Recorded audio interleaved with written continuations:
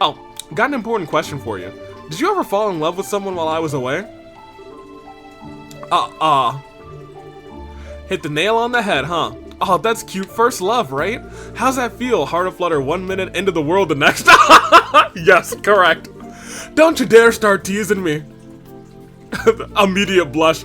Oh, he's right. But you're right, though. I did. He's so cute. He rejected me in this very spot not that long ago. I love the both of them, actually. I love this.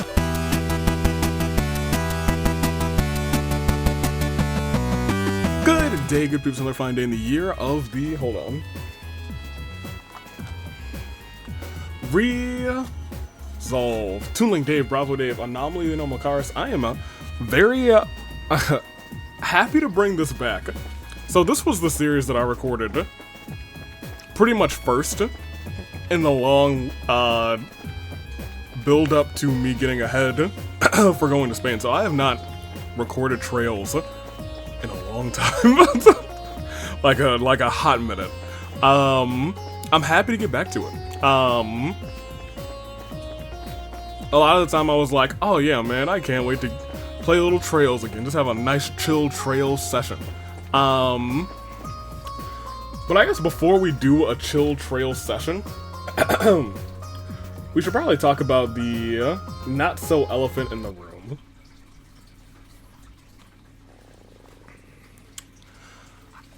The fight before Christmas is on its way.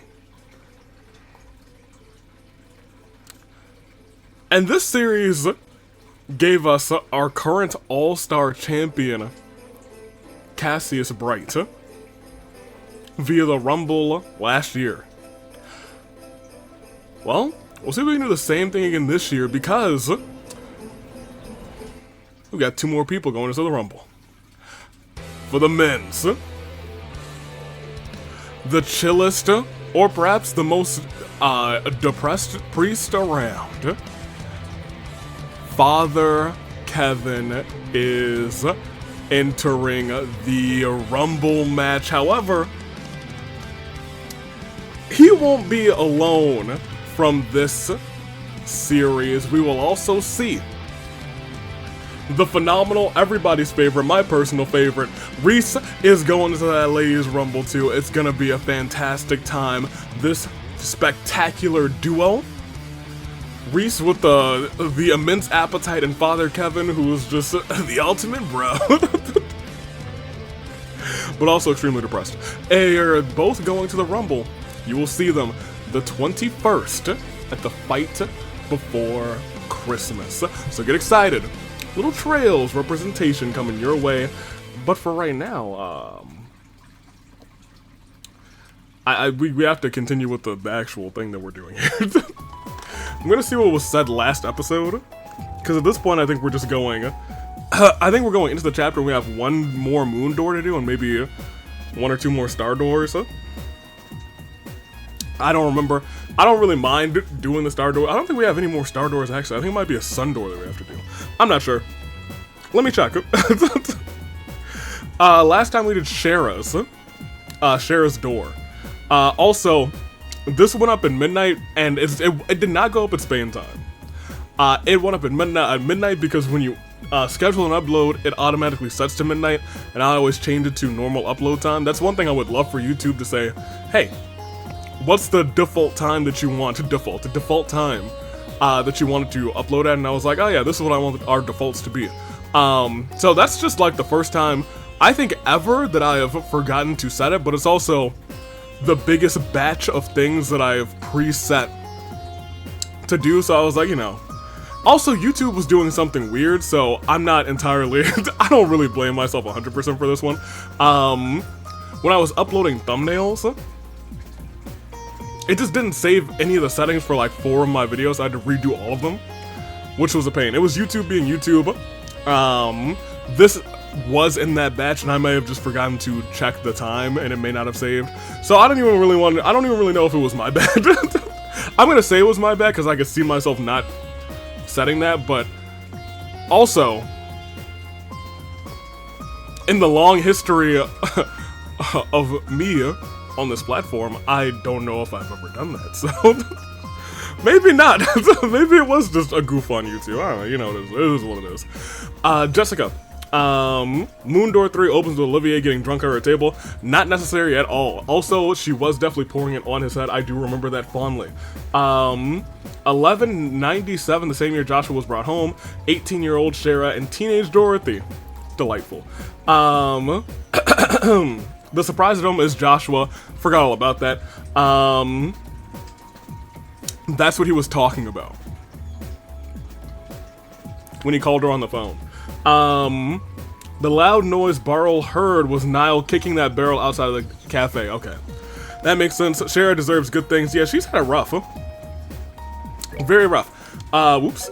You've met Marcel Nelson once in this game on the Lusitania at the very beginning of this game. He was also the man we believe to be the, oh yeah, I remember him actually. I do remember him. I don't remember his face. So let me connect some dots if we're assuming we're right. The year is 1197. Joshua decided to stay with the Bright family. We know that he unknowingly leaked information about Cassius and the Bracers Guild to Ouroboros agents over the next 5 years. Cassius left.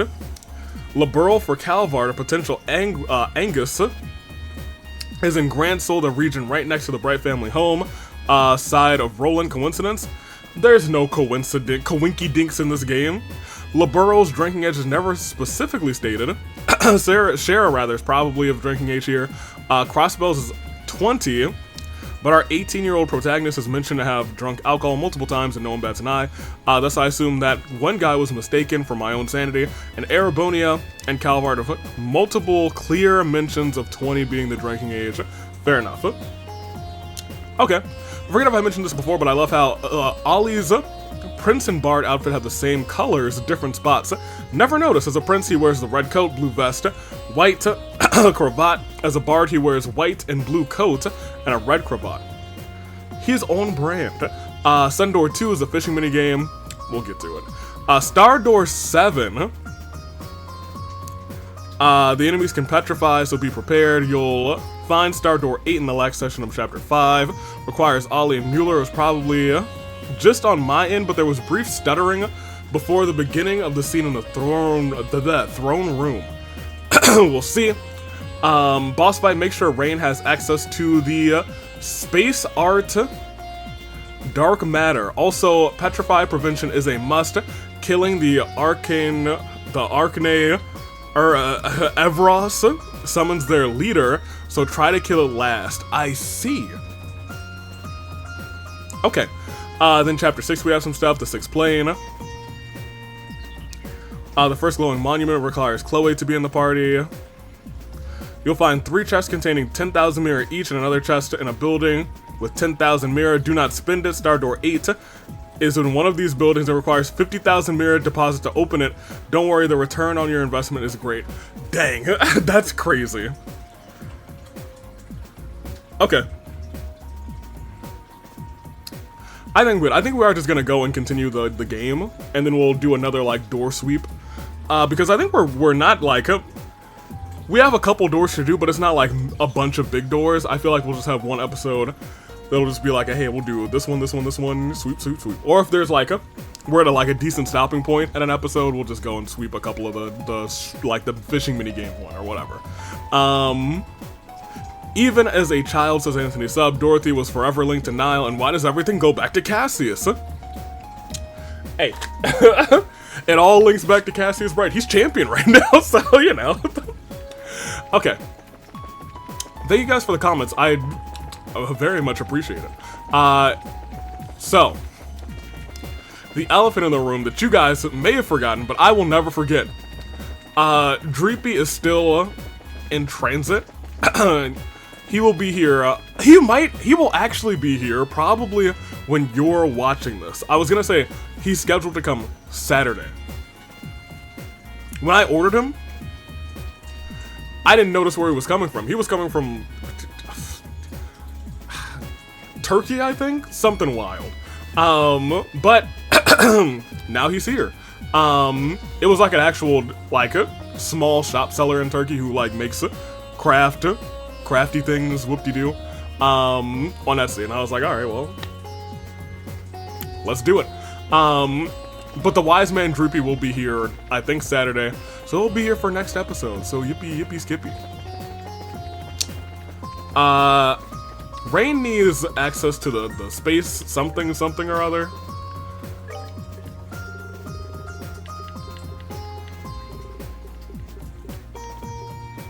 And we need Petrify Prevention.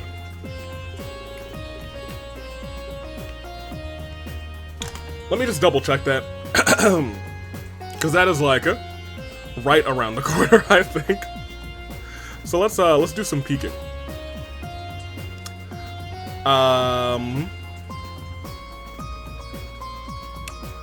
Boodly doo doo doo, doodly doo doo.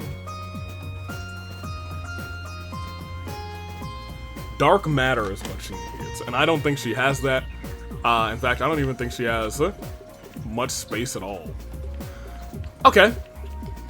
Well, what do we got in terms of space, baby?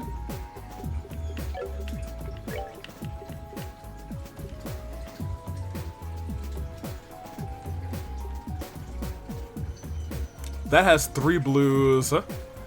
Maybe I just don't care about this one. We gotta get something with space on. Space is the yeller one, I think. Let me see how many space we need as well. That is in this notebook. I think it's this page, probably one of the bottom pages. Yes, I only need 4 of the yellers to get dark matter. That is very doable. I should probably check to see if I can... Yeah, I was gonna say if I can just get a good space one. Oh. Well, that's good, but it's also... What do I need for this? A lot of... I mean, I could synthesize this, to be honest. That's not the worst thing in the world. What does strike do? I don't like strike either. Ah, screw it. Yeah, why not? Yeah, why not? I gotta pay attention because we got a lot more of these because these updated and I don't think I realized it. I'll probably spend next episode synthesizing some better chords. This episode, I think we're fine. Equip Ornament.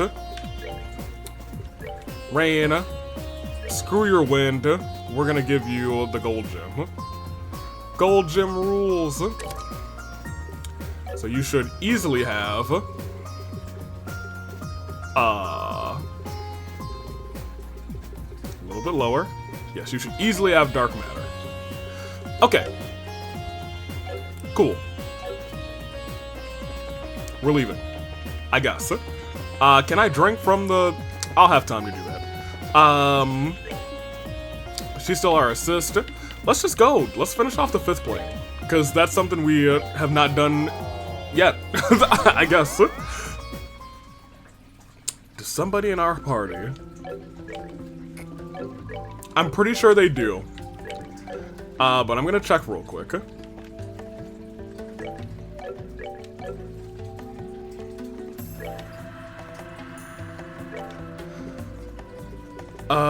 So you have information, that's nice. I'm pretty sure, yeah, you have haze. Great. Okay, that's all I really actually wanted. Haze and the other one are the most important. I need to remember what all of these enemies do. Because I may not remember at all right now. I also don't remember I really don't remember where the gate thing was, so I'm trying to remember a lot of things. If we started here, I believe it's probably this way. Right? That's probably right. I kind of want to fight that guy. Oh wait, I remember that guy. Maybe I don't want to fight that guy. I hate that guy. We'll go this way. I don't know if that was right or not. I don't know where I am.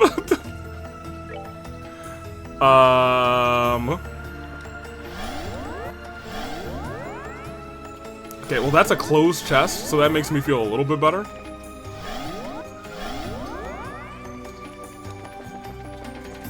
If only just a little bit. Oh yeah, no, I definitely would have gotten that chest. Hey, hold on, get over here, tentacle arm. Yeah, I'm about to get... That's that. Okay, I gotta really pay attention to what little thing is on, because I was like, I'm about to get this man, so, and then it just vanished, and it tickled me. Thank you. Also, I don't know, maybe I can move me this way a little bit. Because at the very least here, I'm going over a little bit.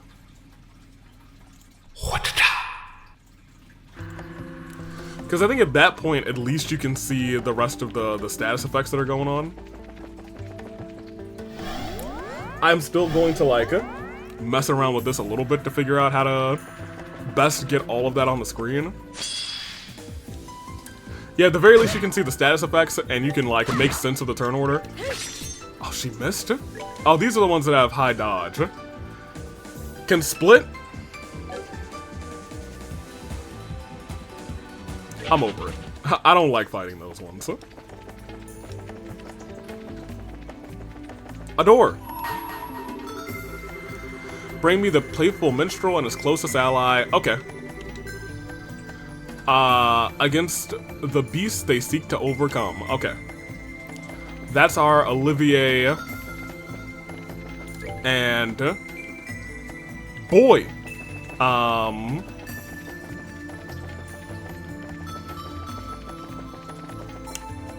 trying to, like, think ahead. Okay.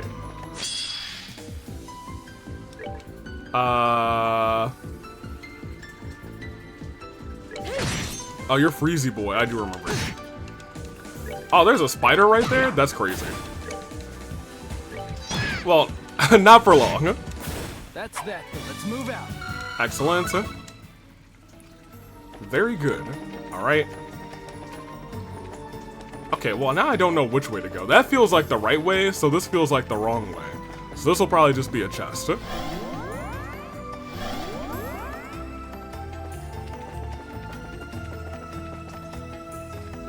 I am correct. Amber bracelet. You're the sister here. Does thou shall not steal ring any bells? Oh no. We're out of here.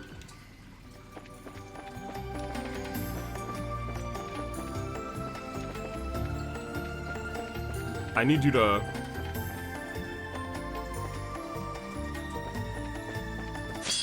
There we go. Okay.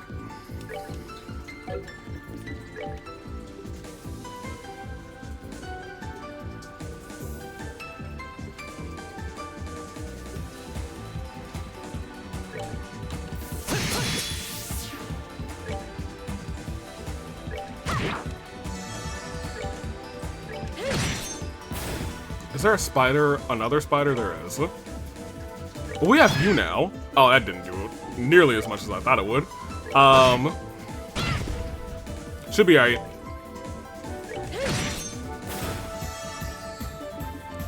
What kind of crash you got, girl?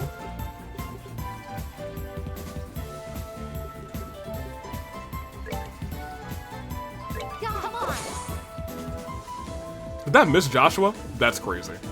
You have arts though, so that's fine. Get a little dark matter on this guy. Oh, and you missed him? Honey. This has attack delay. Let's get that. Well, I don't want all of that. We have this has attack delay too. Go for that. That didn't send him back nearly as much as I wanted it to. That did so much damage.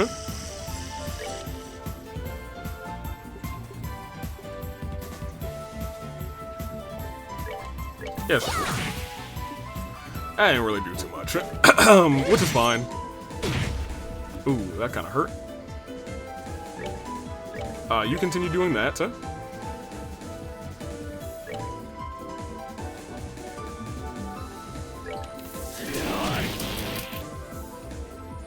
Taking a lot of poison damage, huh? That boy is poison. Doom, doom, doom, doom, doom, doom.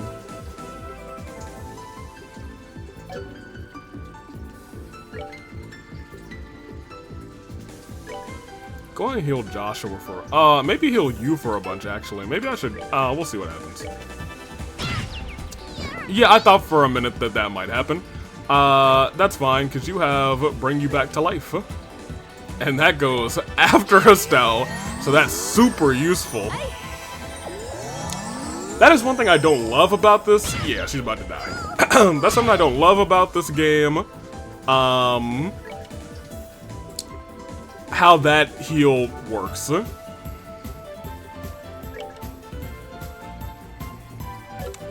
Okay, so he is weak to space. Do you have any space? Sure don't.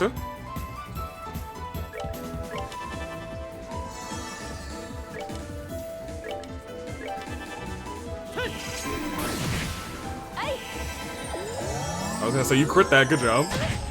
Goddess, have mercy.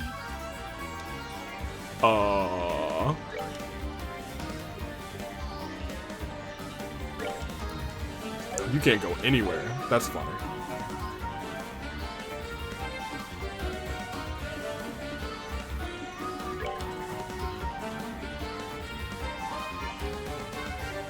Oh, what could possibly go wrong? He's dead. That could possibly go wrong. You. He can't get you this turn, so heal yourself forever.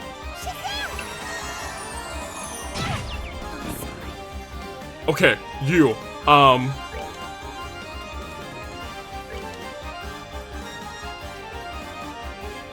think I'm gambling. Yeah, I'm gonna gamble. Oh, he gets to go twice. Never mind. I'm gonna die. Oh, but he gets banished, huh?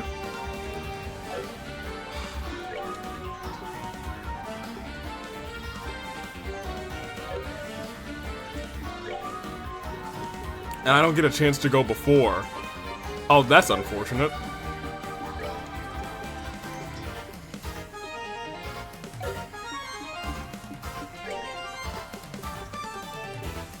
Ha, ha, ha.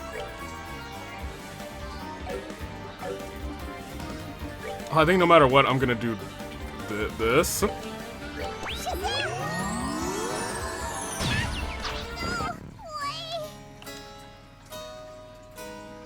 We'll try it again.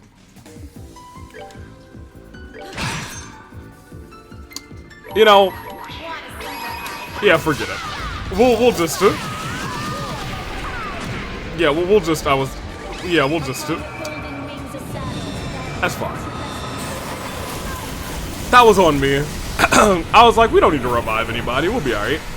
You don't even need to use your attack because this guy's almost dead. Yeah, that's fine. I didn't want to use my 200, you know. We also really didn't need to fight that guy. He didn't drop anything good. I wanted good drops, you guys. I wanted the goodest of drops. But also, I'm kind of at the point where we're gonna get our 200s before the boss fight anyway, so I might as well have popped those. So this is where we need to go. Gimme.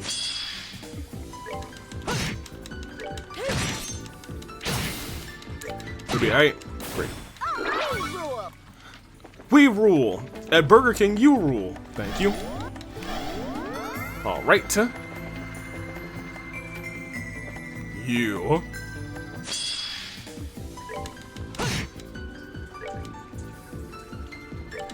Thing is, they're not weak to anything specific, which kind of sucks. Oh my gosh. You're not allowed to miss. You get to go twice because of the rush. It's the only life you got, but oh, she used death. Good for her. It's the only life you got, so you gotta live it big time. What is that? Giardino.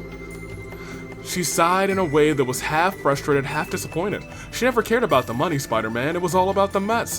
Why would he try and win an argument with it? She could only say quietly in her mind, my husband's an idiot. Nah, say it loud and with your chest. Boy's dumb. Alright, it's just this guy. Gotta go slash. Gotta go slash. Thank you. Excellent. Alright, Oh, great. pitiful souls, may you She got a little level up.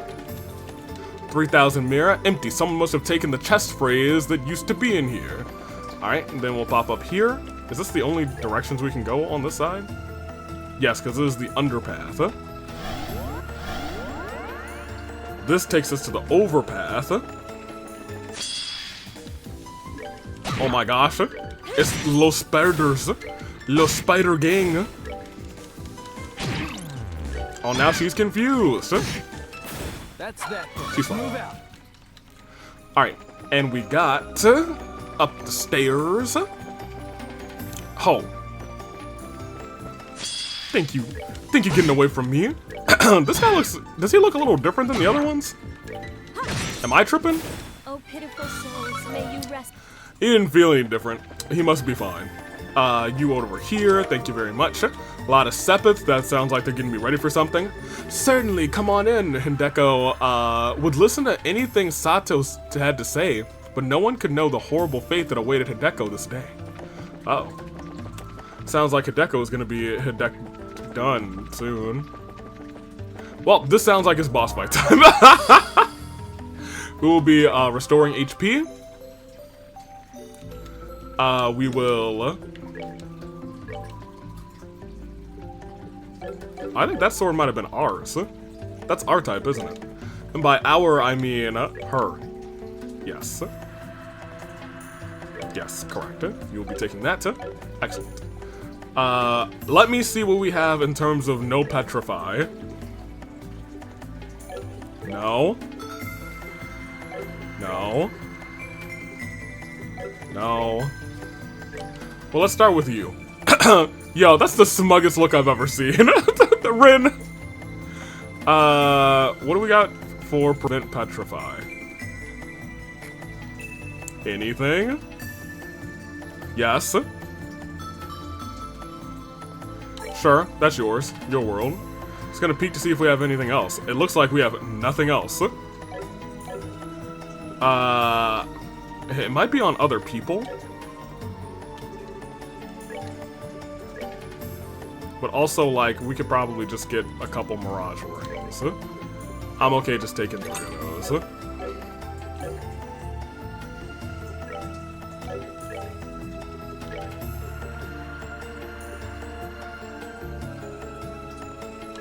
I don't know if I care if you get sealed all that much. But you can have one. I do care if you get muted. Faint isn't that bad. You take that. And...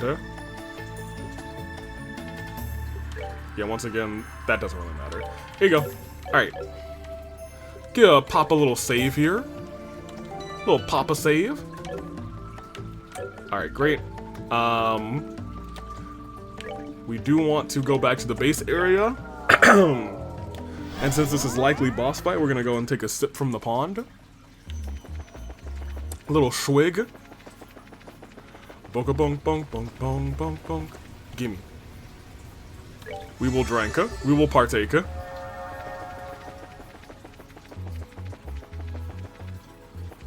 Wonder if I feel like there should be like subtle dialogue changes for some people as we unlock those little areas. Like you, I feel like should, you know, get a little bit more dialogue.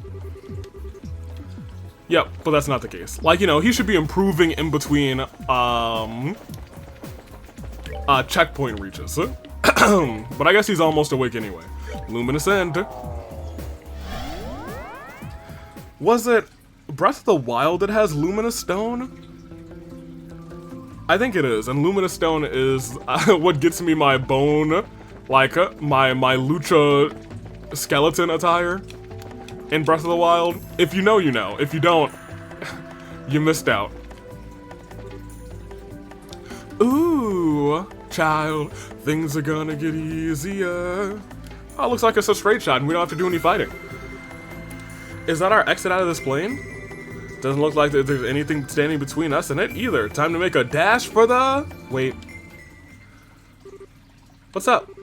I can smell the distinctive scent of the underworld, and it grows stronger by the second. What? Are we gonna get surrounded by magic circles then? No, this isn't coming from a circle. It's coming from above.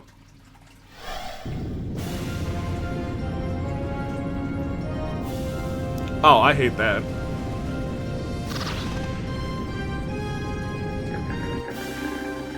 Whoa. Spiders?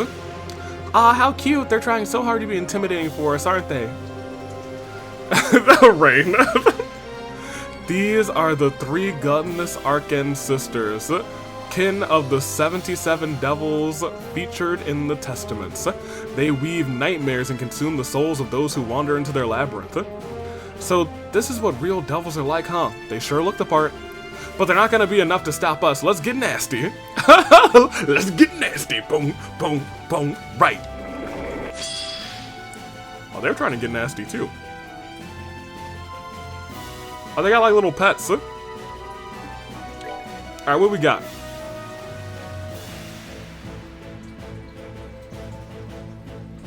Okay, so Evraz is the one that summons for aid when hurt and screams on death.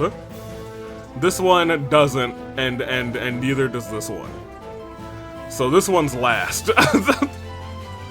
Okay, but like we're at 200%. But that does mean we should probably save some of this for, you know, other things.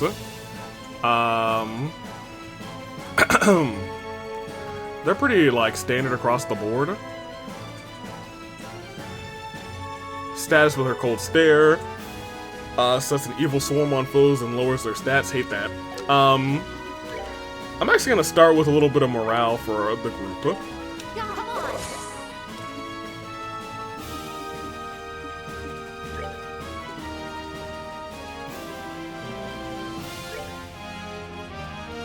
I don't know if I want to do this here, but I guess it's only 30. Well, how close can I get? Get pretty close to this one. That's pretty good.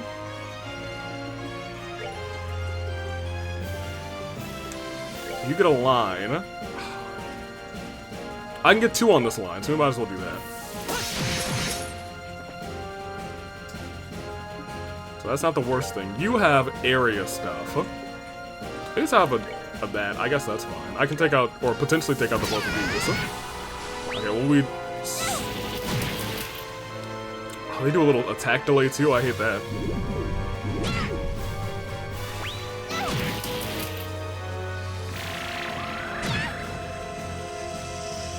We aight.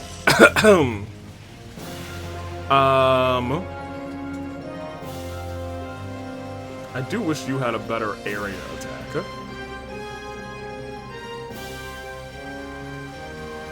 Oh, well, I guess that is pretty good, but I have to be close. So I might want to start moving close, to be honest.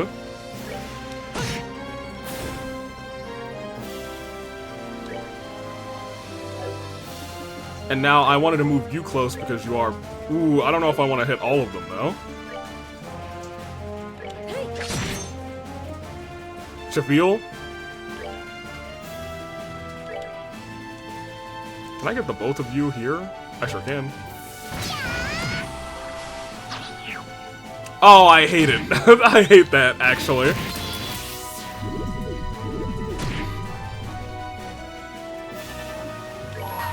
Alright, it seems like we're actually gonna just build back up anyway, so let's just focus on this one. Because I'm not trying to have any more lower stats.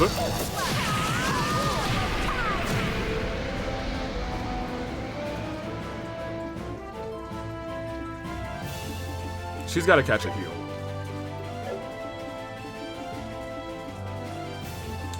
But also, that might not be my job. Well, it's definitely not Joshua's job. I'm gonna double hit you while we still have the strength up. Is that... Okay, I was gonna say, I don't know, that might be enough to kill her. Oh boy. You definitely have to heal her. Give her the big heals.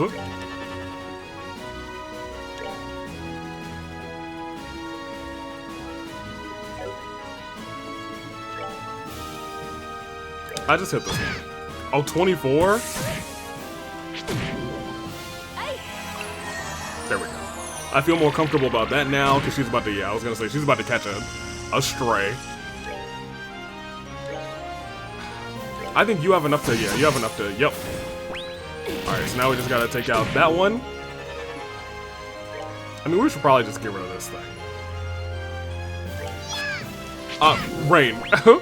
we gotta talk about this missing that you're doing. It's not cool.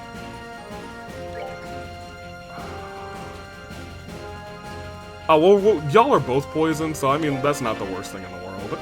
I'm actually okay with that. You...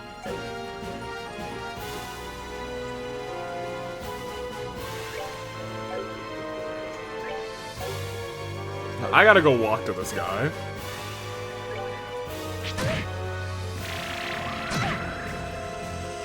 She's on the verge of perishing. Ooh! Alright, we take those. Not Evil Eye, we want to do the double hit. I baby hit you with the 1-2 step.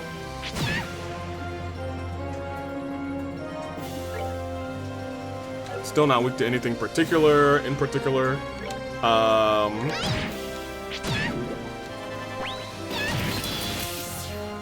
Oh, she's up again, which is nice.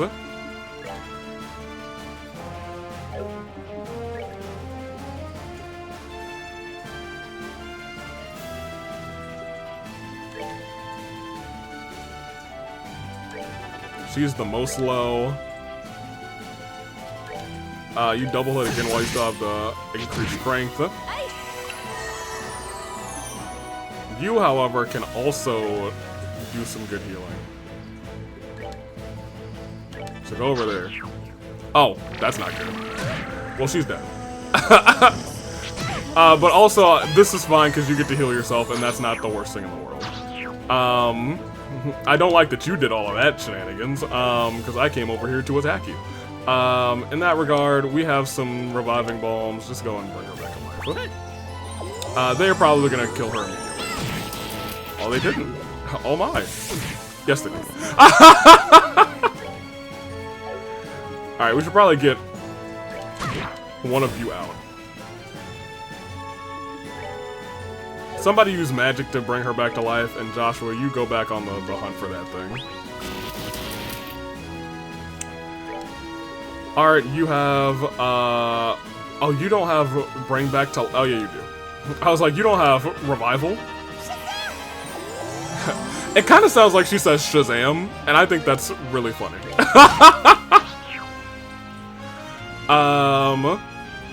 You got some okay healing, right? Can you walk to her and give her an item? An item?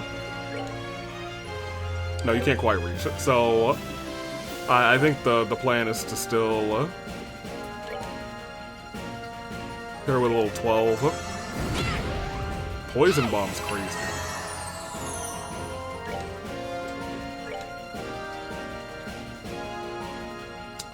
Yeah, just a lot. Can we just regular Curia? Yeah.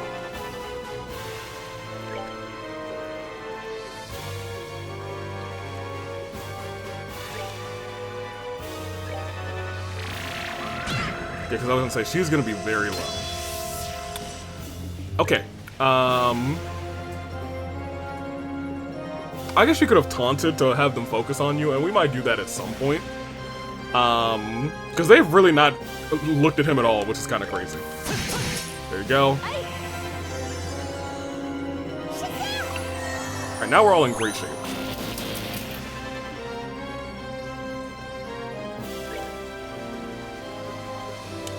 Olivier had that really dope, like, set of buffing skills. I kind of missed that. Oh, she did die. She's got to come and do some damage. I mean, at this point, we can all do a little bit of damage, to be honest. You should still be doing this one.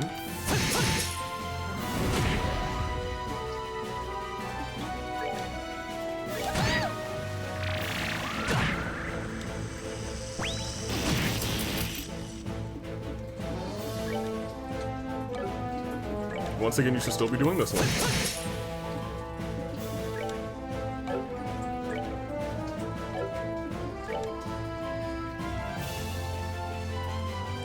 Yeah.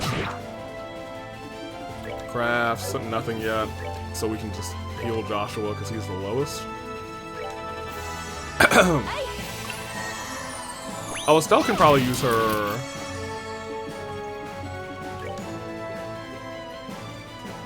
But she has a whole bunch left. Never mind. I was gonna say I gotta focus on keeping Rain's EP up, but also we have a bunch of EP items, so I'm not all that concerned. You. Oh, that thing is one shot. Get him. Thank you.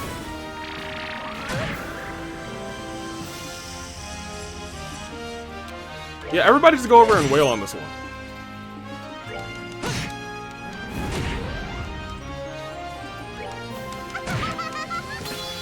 And my thing, as long as we stay close, we can get the Estelle attack buff. We might want to do that like now. And we can get like the circular around the people heal.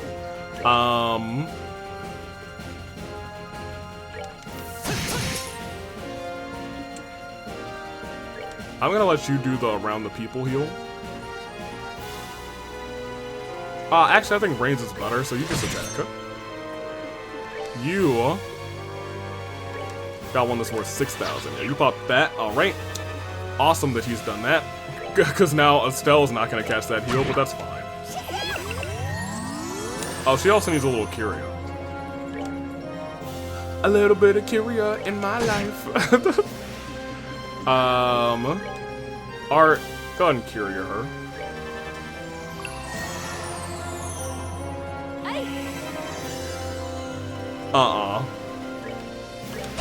Alright, so now we gotta focus on impeding that man's too. We can't let that happen again.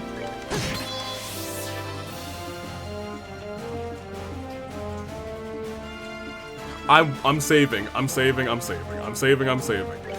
The easy thing to do would just to be like, alright, well, pop this man. So, this is her. You go ahead and morale boost everybody so all of our strength is up. You will come back through here and you double tap. There we go. That does about 3 grand now. All right.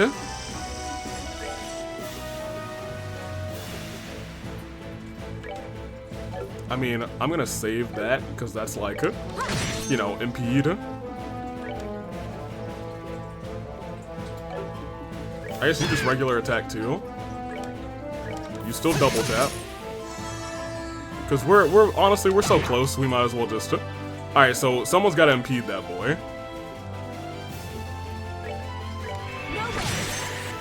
Yeah, thank you for saying no way, because after you healed the first time, I was like, yeah, no way. Jose. Sigma. Calls for aid when injured. The mother of the spiders. Drains vitality when angered. You about to be a big angry boy, I'm sorry.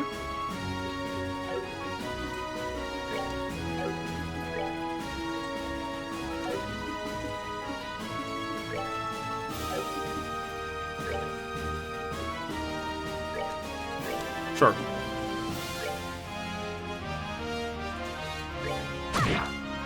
Nice shot. Ooh, boy. Alright. I don't think you should have drained vitality. Okay, so I was gonna say I could heal her. I don't think that's the answer right now because I don't want to take that crit away from her. I think we crit on that and then we wait for another crit to pop some of these 200s. I think that's probably the play.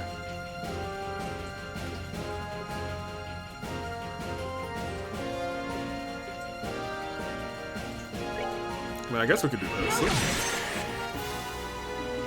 And you could still do this. If you can reach over there. I didn't think you could. And you will definitely go after her, which is nice. And that did a nice 7,000, basically.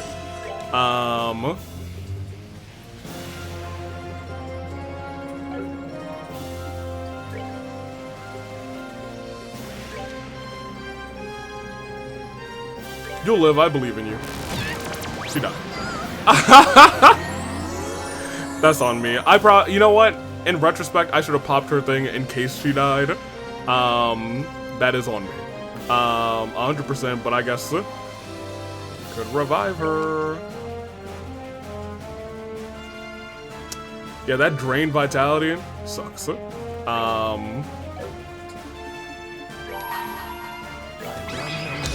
pop that 200.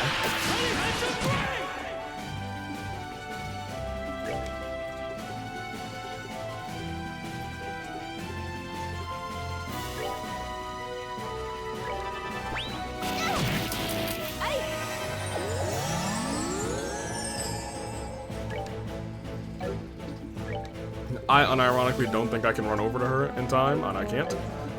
So you just you still have your but you're at 0 now. That kind of sucks. I feel like double hit actually might be better than your craft. Your S craft. These will all go so late.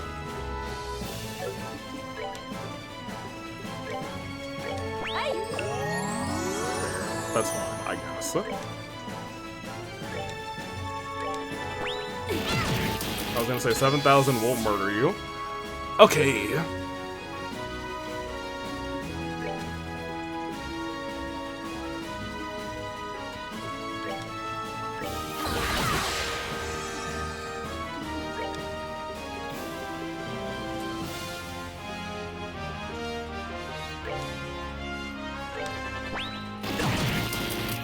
They'll be alright.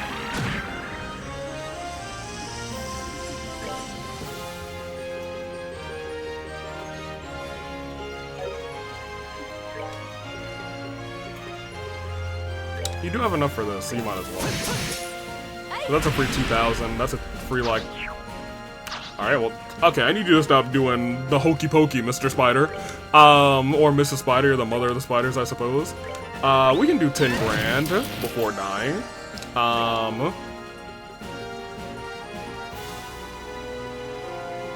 We can do 6 for free onto you.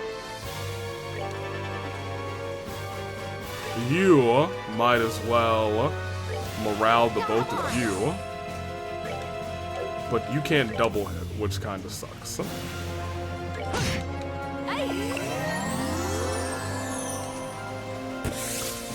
Oh, good job. Alright, what are you about to do?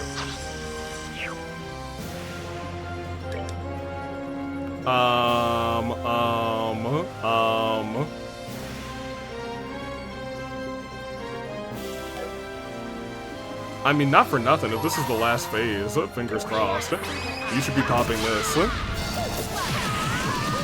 Because you'll bring us to very... Okay, or the end. I thought for a second that there might be one more. Okay, no, I think we're done, actually. I was like, that looks like another phase. No, we're good, we're in there. Sweet. Good job. Good work, team. Where's Kevin? What was up with that last one? That was so unfair. That must have been Sigma, the 3 spiders' mother. And even she was not able to stop us, thankfully. What? That looks like... Yeah, I thought we had everybody. That's a different color though, right? Ceiling stone. Another ceiling stone, huh? I honestly figured Rains was gonna be the last. Huh? So I was in a pretty little stone like that when you found me too? I feel like a princess in a fairy tale. Yeah, you were kind of like a little princess, actually. I think this one may actually be different. The other stones had a strange sense of warmth when I held them. Not so for this one. Really? Is it because it has something bad in it? Maybe. No, instead of the usual warmth, it seems to have a cool, almost divine feel. Oh?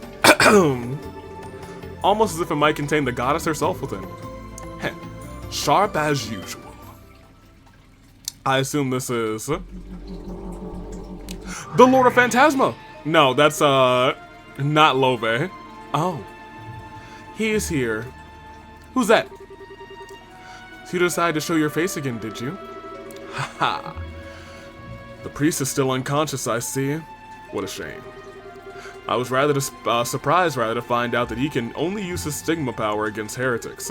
Even the power of that magnitude is meaningless. If it's so limited to us, and has such repercussions rather, I almost pity him. To tell you the truth, I wasn't expecting you to reach this point so quickly. Your final piece is inordinately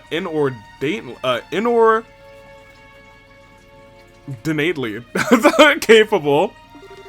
Oh, might you be referring to moi? Thanks to you, I ended up having to make my appearance sooner than I was expecting. I suppose I should have expected no less from the host of Gransel's finest tea party. Teehee, that's very true. Regardless, I came to fulfill a duty, and fulfill it I shall. Think of that stone as a gift for gathering all the pieces scattered throughout Phantasma.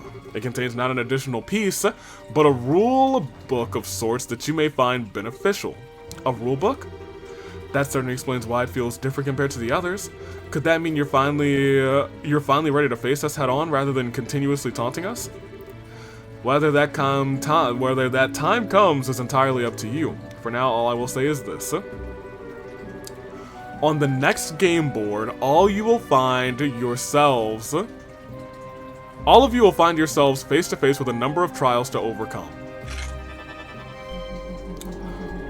Oh, well, that's great.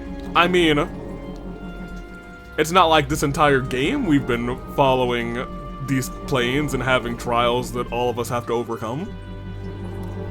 He just basically said, on this next plane, everything will be the same as the last. Is that all you have to say? What kind of trials? A variety in all shapes and sizes. Even I will be one of them. You? Yeah, that's some sort of love. Really now? I eagerly anticipate seeing whether you are able to overcome them all and make it to me. Don't disappoint me now. Okay, well, great. Oh. It's almost as if he can't help but try and taunt us. He stays just long enough to say something cryptic and then leaves before elaborating every single time. Oh, I just love those types. Okay, good, you both know. Because I was like, that feels like Love. I feel like Estelle should probably kind of know, too. Is something wrong? Oh, it's nothing. Oh, she does. Oh, she knows. Okay, thank you. Alright. Oh, it's nothing. Estelle, she's gotten good at this thing. She's gotten real good. We might have gotten nothing but cryptic teases out of him, but we do have a new ceiling stone to unlock. I think we should head back to the garden and get to it, rather. I'm quite curious to see what this rule book is as well. Okay. Could it be the rules of Phantasma?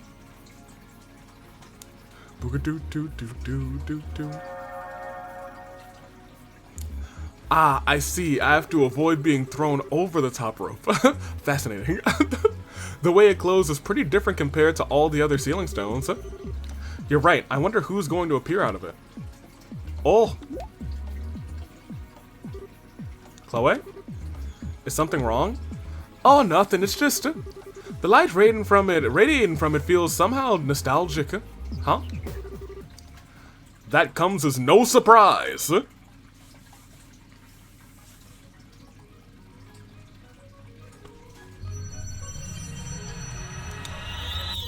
So bright white light.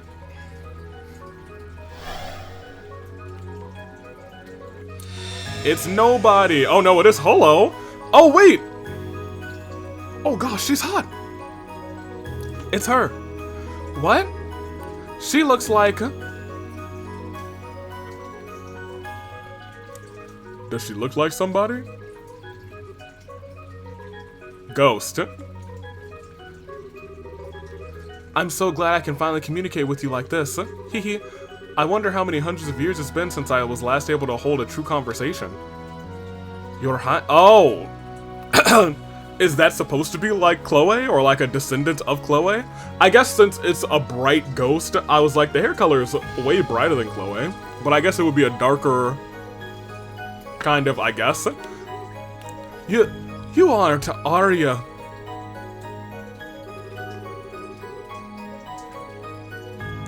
Okay, I can kind of see a little bit of the resemblance.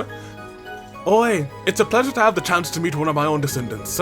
Allow me to extend a hand of welcome to all of you visitors to my garden. My name is Celeste.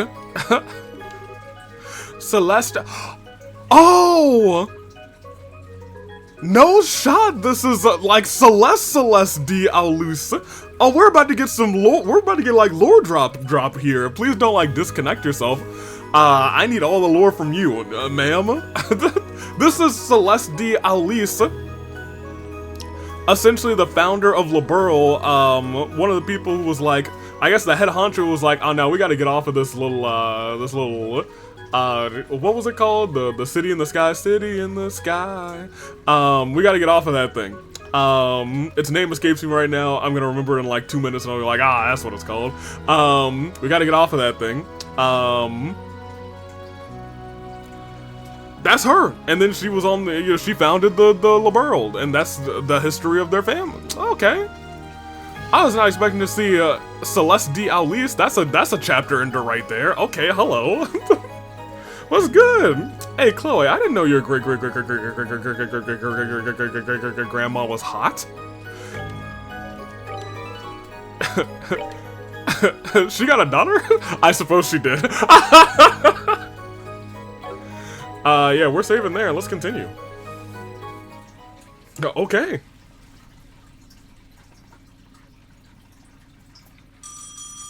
And we're in chapter 6.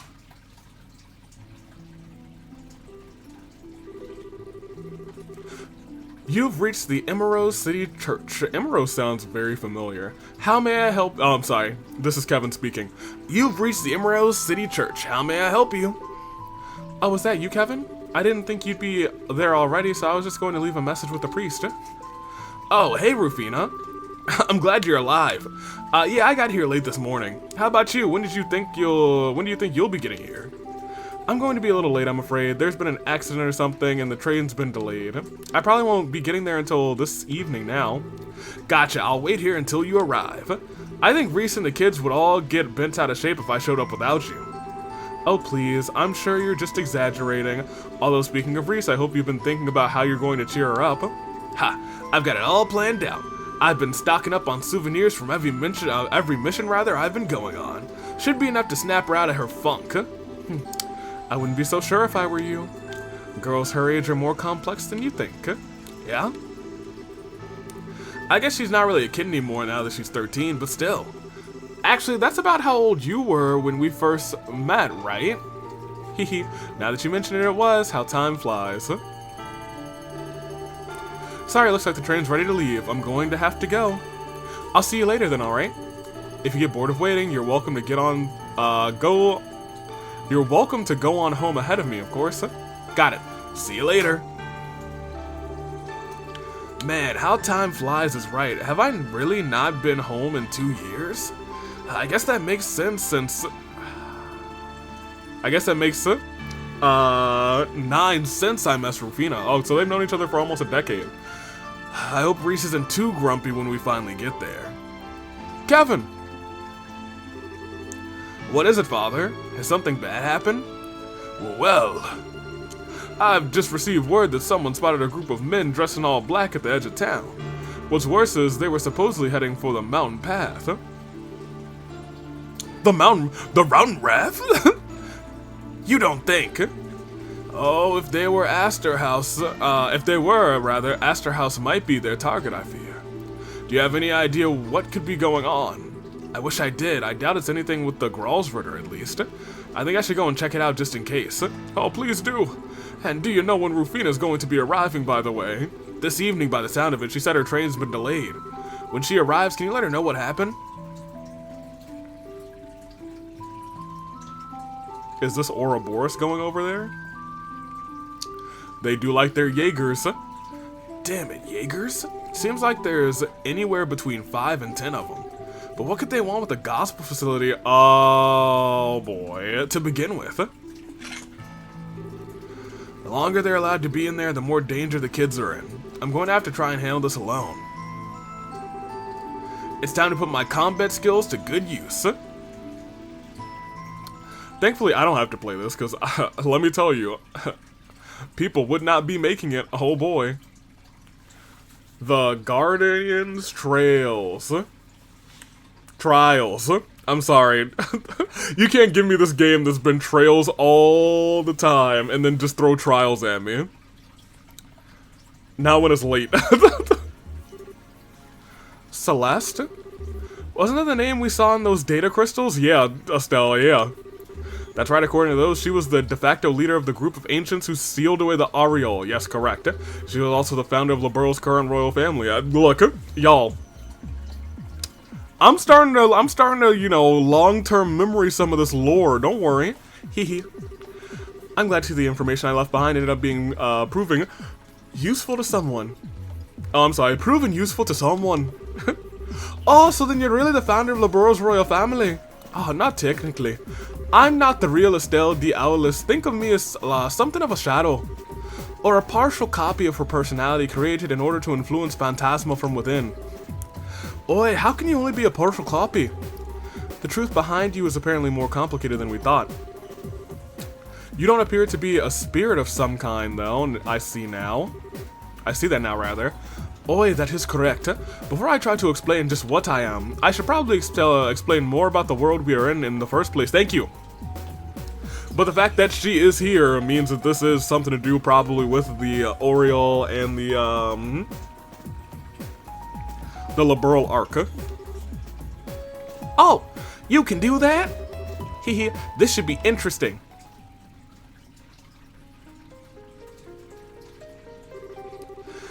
As you are aware, the land in which you stand is called Phantasma.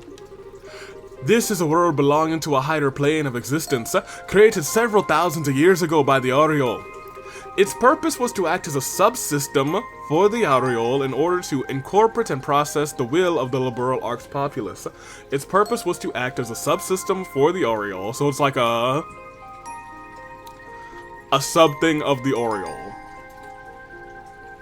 To incorporate and process the will of the population, essentially.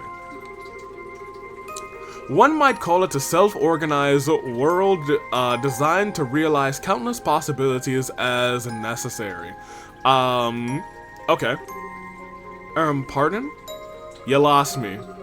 Yeah, isn't there a simple way to explain this? Well, while not technically correct, perhaps you could think of it this way. Phantasma is like a fictitious realm created by the Aureole in order to fulfill humanity's every wish and desire. Okay, so it's like the Aureole granted people's wishes, because you could grant it anything that you wanted. And I guess you could create like these planes of existence, I guess. It could get people in here as like, this is what you desire. That's better. What exactly qualifies Phantasma as fictitious? I can't help but think it far too real to be a land of pure fantasy. When I say a fictitious world, I don't mean... What am I buzzing about? Hello? Oh, my watch is dead. That's what I'm buzzing about. That's really funny. When I say a fictitious world, I don't mean to suggest that Phantasma is a complete lie. It's more like a shadow graph or a kaleidoscope. It has its own laws and can change to reflect the countless possibilities. Does this make the concept any easier for you to understand? So, it's kind of just like a different realm. And that makes, look, you could have just been like a, you know, different subspace, I guess. Somewhat, yes. And suddenly the name Phantasma seems to be much more appropriate. As I stated previously, it was a subsystem of the Aureole rather than being the Aureole itself, and it helped grant the people's wishes and desires. So this is basically, what it's turned into now is, I guess, it does still feel like Kevin's wish, I guess.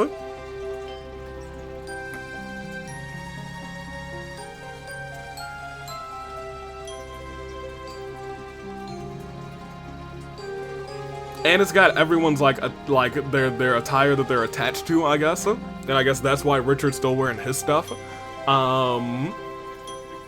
So still granting like everyone's desires, but I guess why is Kevin's like the one that's completely based on everything? Oh, maybe his wish was just so big, I guess, I don't know. They were separate entities, but effectively like two sides of the same coin. The relationship caught our eye as we were devising the sealing mechanism. You mean the mechanism used to seal away the aureole? That was also in the daedal crystals we left that were left behind. Exactly.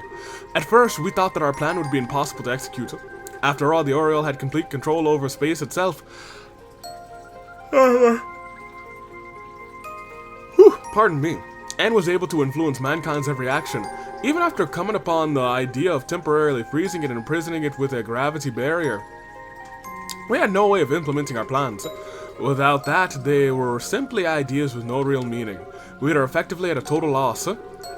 You had discovered your foe's weakness, but you had no way to take advantage of it. That must have been quite the frustrating predicament. Oh, indeed. And yet, our perseverance rewarded us with the development of something that could take advantage of that weakness, the Recluse Cube. So that's the cube that we are using. So this essentially, I'll let you continue. I don't like that it's called the Recluse Cube, because it's basically the Rubik's Cube. Is that what this is known as, then? Ah, yes. The only object in existence able to interact with Phantasma without relying on the aureole as an intermediary. Okay. Noted. Celeste used that. I do like that she's referring to Celeste in the third person and understanding that she is not actually Celeste. Celeste used that to create a partial copy of her personality. That is me inside of Phantasma. And once inside, I began working to sabotage Phantasma's functionality by using this garden as the base of operations. As a result of my efforts, the aureole's processing ability was hindered just long enough rather, for the plan to be executed. I see. He who catches his foe off guard wins the battle. The same principle applies to martial arts too, the only thing I know. It sounds like you put a really good lot of thought into planning everything. Hehe. Oh, maybe. But I can't deny that luck played a part in the end. Once the aureole was sealed away, my work was done and I fell into a deep sleep here. My reason being that if the aureole were ever to be unsealed, I might be able to provide assistance to the people of that time. I'm pleased that you've been able to handle it just fine without my help, however. Ahahaha. Luck's played a huge part for us too, though. We're not even sure where in the where the aureole is now. As far as we're aware, rather, it disappeared during all that happened with the Liberal Arc. Well, if you guys think it's disappeared, it hasn't disappeared. I thought as much. I was able to confirm the aureole's disappearance from here within the Phantasma too. When I did, I thought my purpose for existing was finally over, and all that all that was left for me was, and this land rather, was to embrace a slow and peaceful destruction. But that was not to be. Soon the Lord of Phantasma appeared. Oh, so that's when it happened. Hehe. A quite recent development, I see. So the Lord of Phantasma has not always existed.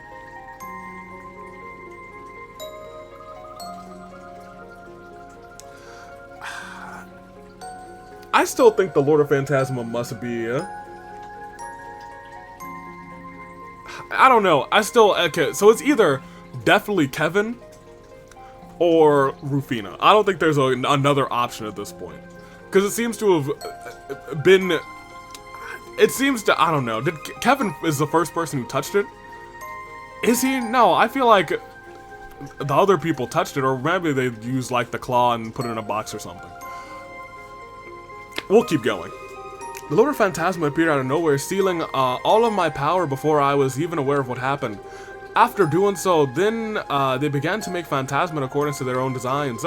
Both this world's current structure and the planes that make it up were all the Lord of Phantasma's creations.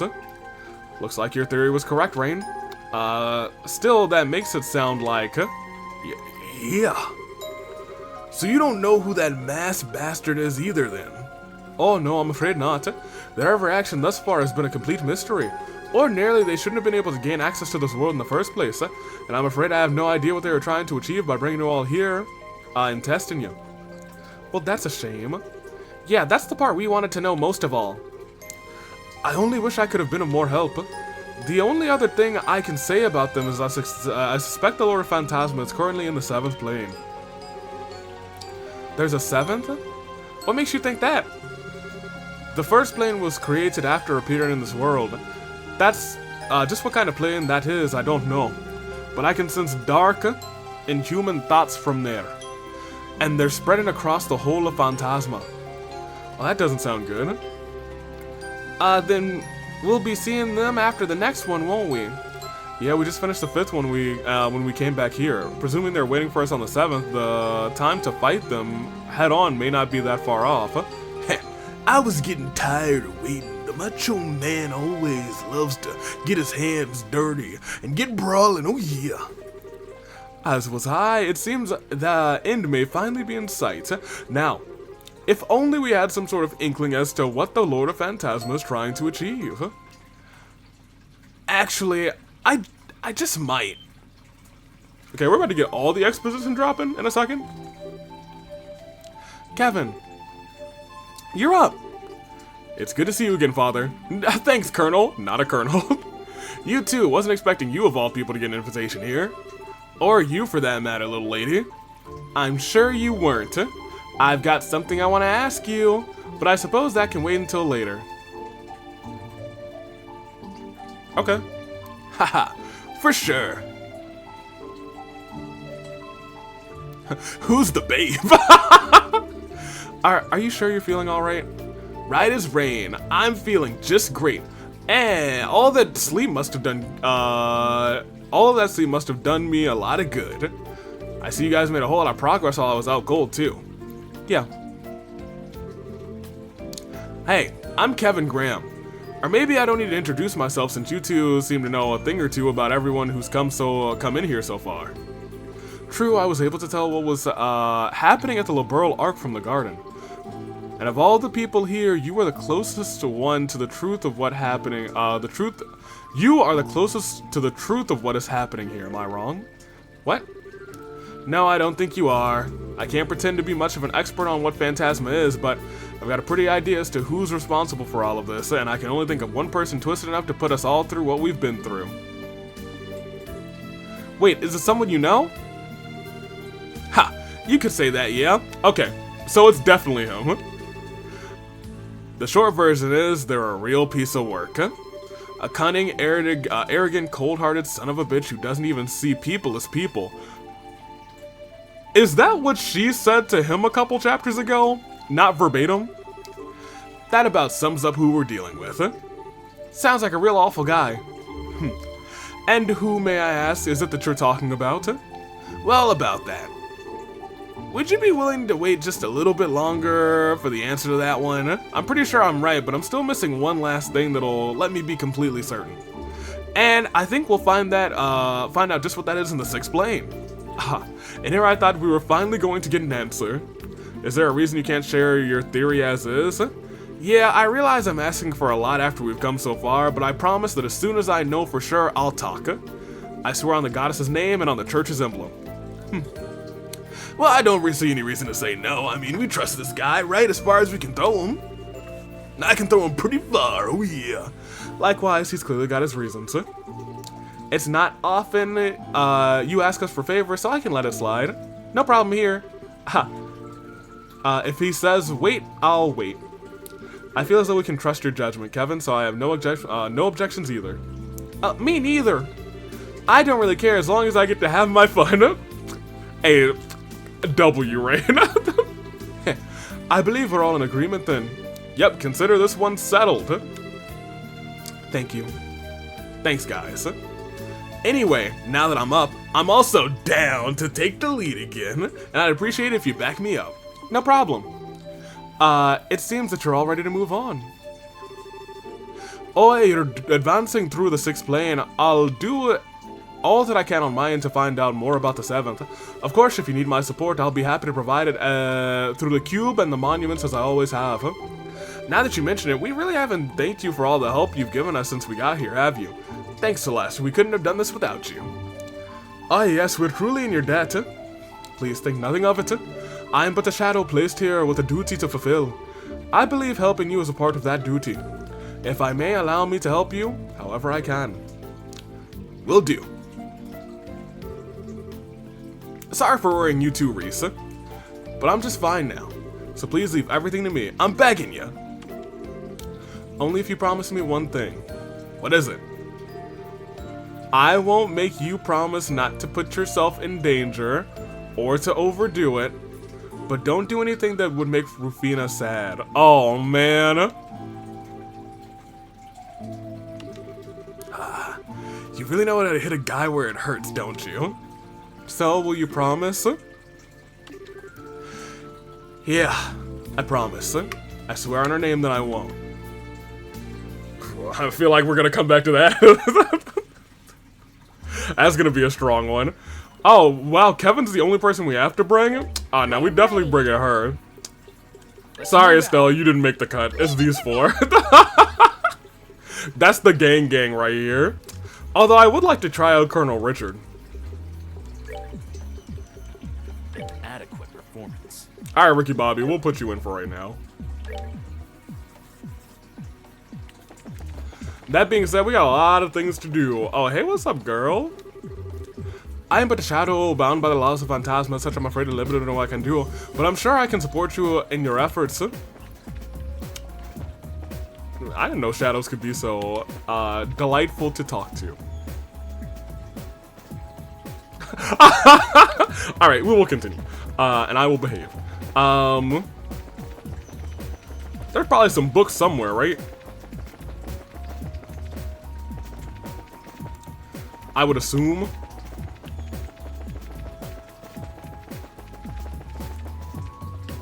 Yeah, this must be the new book. The Doll Knight. Oh my gosh. Yeah, I'm reading. I liked the Doll Knight, actually. I think it might have been... I don't know if it was my favorite. But it might have been. Word 4. Definitely misclicked a second ago.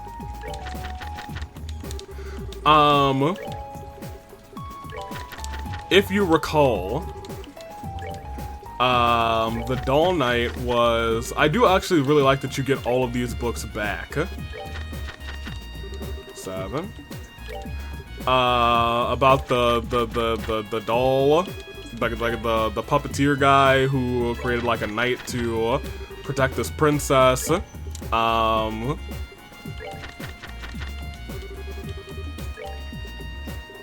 Did we just do 9? I think we just did 9.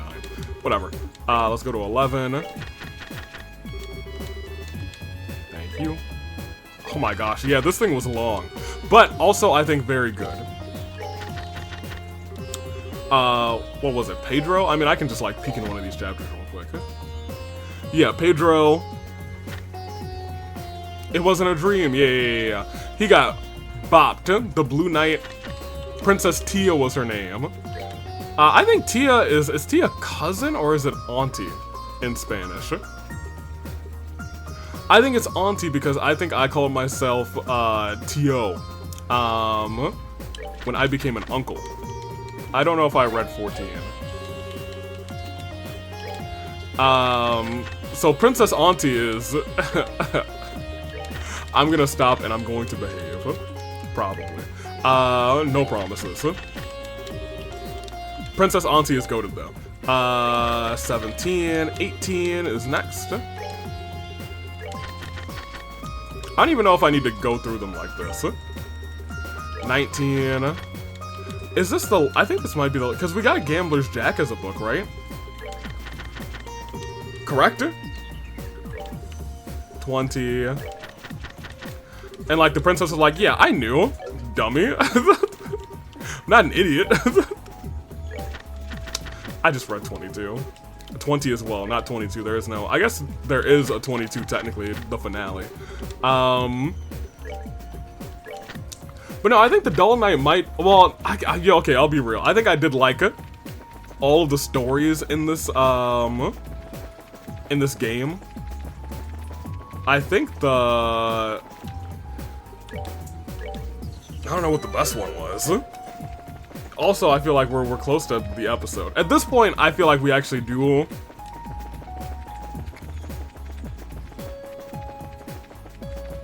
So, the Lord of Phantasma just appeared, like Joe Hendry or something. That means someone must have said his name. The cube. So it happened recently.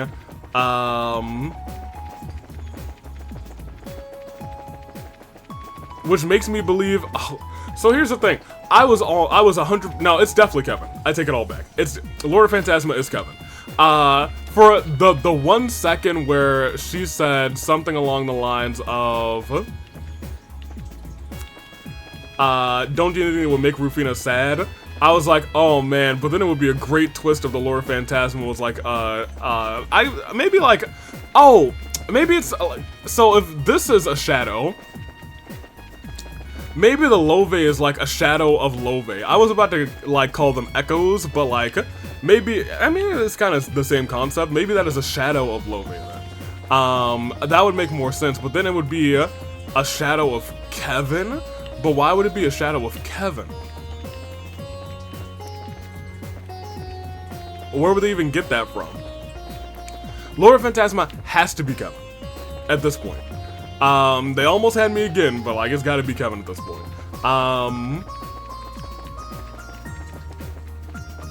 Maybe we'll do that star door. Cause I don't know if I want to start chapter 6 right now. Yeah, maybe we'll do that star door with Mueller and Olivier. That might be the next thing we do. Cause that might just be, you know, not super duper quick, but like quick enough to end an episode. These two are great. We love them. We will talk to people. I'm just thinking. Cause at this point I feel like that's the answer. At this point, yeah, it's gotta be hello, it's me, the Lord of Phantasma, Kevin. Why and how? We know that the I don't remember the actual name, but it starts with an R. Recluse Cube, I think maybe. We have this Recluse Cube. And it's neat, I guess. I will need to use the bathroom in between this theorizing and talking to people. I'm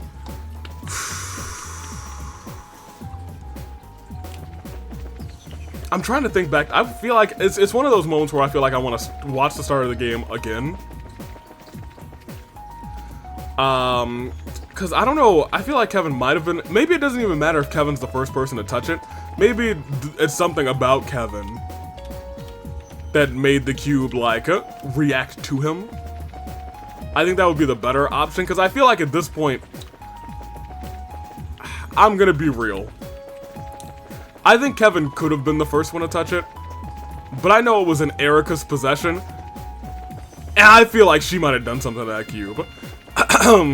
Because they were also talking about, hey, yeah, this thing is not active, so the church can keep it or something. We found it first.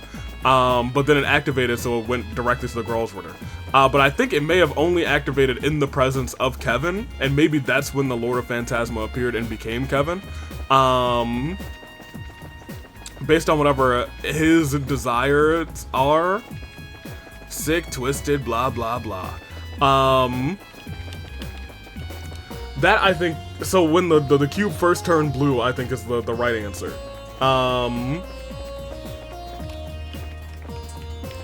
Why did it turn blue around Kevin? I don't know. He's a Gralsritter. Maybe it's his, it's not just because he's a Gralsritter, because it would have done the same thing to, what's-her-face?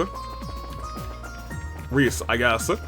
But maybe it did. But no, I mean, Kevin was worse. I think it's probably more to do with his, I always forget the word for this thing. His brand? Stigma. That's correct. That's what it is. It might, I think, I could see it being something to do with his stigma. That's the only other, like, cause they made such a big deal about his stigma. And now I'm not thinking about I'm thinking less about like hardcore, hey, this would be cool if X, Y, and Z. I'm thinking about what we've seen and what's our Chekhov's gun. Because now we know about the artificial stigma that Joshua had. We know about the real stigma that Kevin has.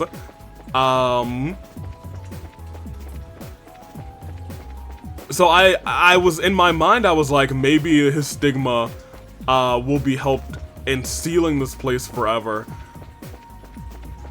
And I think that still might be the case, but I think it could also be the reverse, and maybe his stigma like created this place.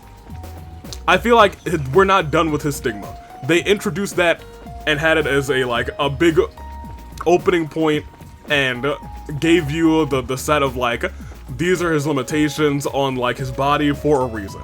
It's Chekhov's gun, unless this game wants to do that and use it like 3 games later, which I wouldn't put it past this game, and I may just be like, these are immediate solutions. They may just be setting up for something 2 games later, which they've done from the first of this game and the third of this game. So, you know, I'm not sure. Or maybe they just plan to use stigmas later in the franchise. So I'm not gonna like stick true to that.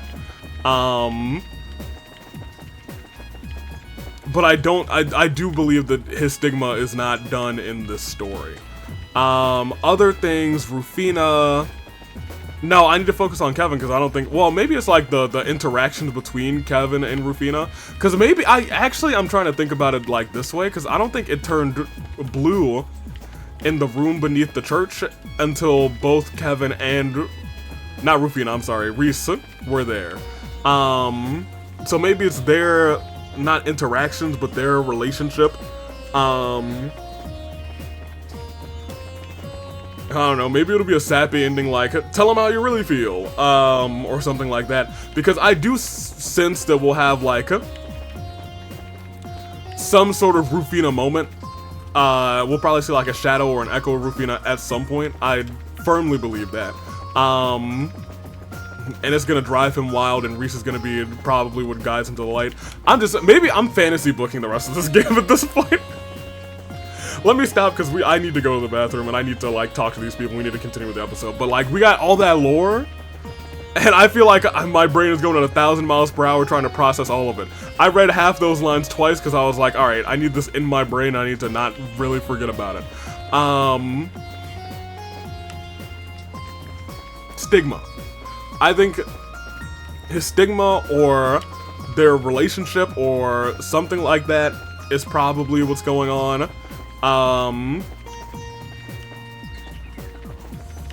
But this is all definitely Kevin's wish. I think that much is confirmed at this point.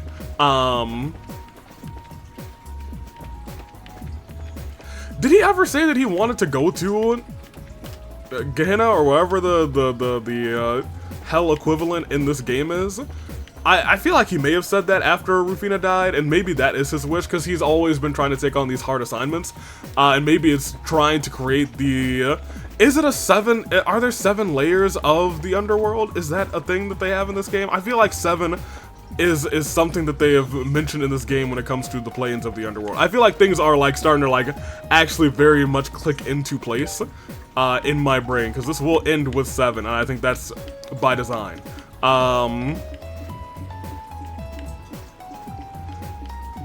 And they said at the bottom there's a bunch of inhuman things. We even find a bunch of demons. I mean, maybe that's it. I do think it's based on Kevin's wish. I guess Kevin's wish is, hey, send me to hell. But I really don't know about everybody else, you know? Why are they all here? That much I don't know. Why would he do that? This part, that's what confuses me. That I still have no idea. Why would he wish for everyone else to go through that? That's where I kind of like draw the line with, I think what I'm saying, a lot of it makes sense, but I'm missing like 1 or 2 crucial pieces.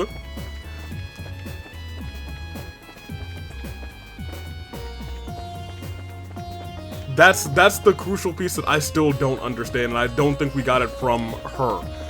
Why are the lot of us here.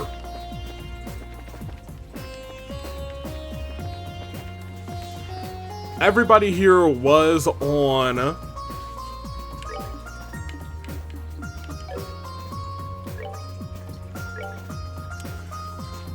yes, yes. No, you weren't. Well, maybe he wished for her to be here, I guess. Reese is the odd one out. And I feel like by association is a cheap pull. I was wondering why these specific people are here. And part of me is like, by association with Kevin is a cheap pull, and I don't know if I like that as an answer. Unless the answer is like, we're all here by association with Kevin. Is there a number like 16 that is like needed or something? Maybe, I don't know if that's like a special number that's like, oh my gosh, we love that. I don't know. I'm unsure. I have no idea. Whoop-de-doo. Whoops-a-daisy, whatever. I have blasted my brain enough for this part. I'm going to pause. I'm going to take a whiz, and then I will be right back. But like my brain is still like going 1,000 miles per hour thinking about this. I'm like, oh man, there's moving pieces here, indeed. All right, yeah, we're gonna talk to everybody in a second. I'll be right. Okay. I am deprived of urine, and let's get this thing on the road. Here, first let's pull up the comments again from last time. Real quick, just seeing who has the best of the special dialogues.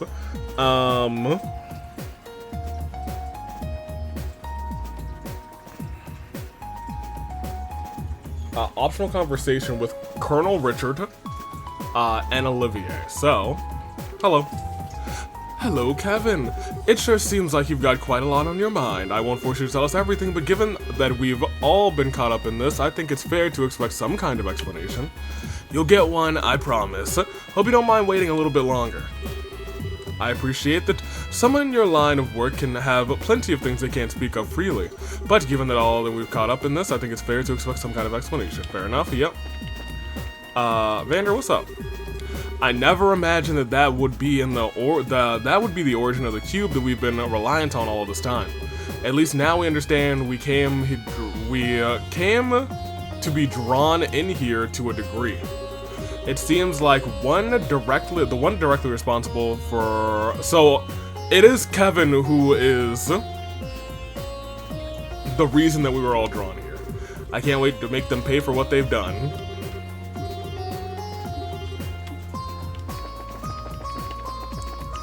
Why did he drag us all here? Oh, I never would have imagined that the very ghost who aided us all this time was an ancestor of the Berlin royal family. Ha! I still can hardly imagine a more reassuring revelation. I'd like to think that with her help, we may be able to compete against the Lord Phantasma after all. So we still need to come over here. We have to talk to Joshua, and Shara, Reese, and Stella. But first let's go find Colonel Richard, I guess. He's in the party. Okay, I'll be real, Here we go. since I just talked to you two, I guess that's the best that we should do. Let's just bring them along for the ride. We'll talk to the three of you. What? You got that really rare Landmore limited edition plushie? Oh, honey. I really wanted that one. You're so lucky. I think she's probably the one least bothered about what's going on here out of all of us.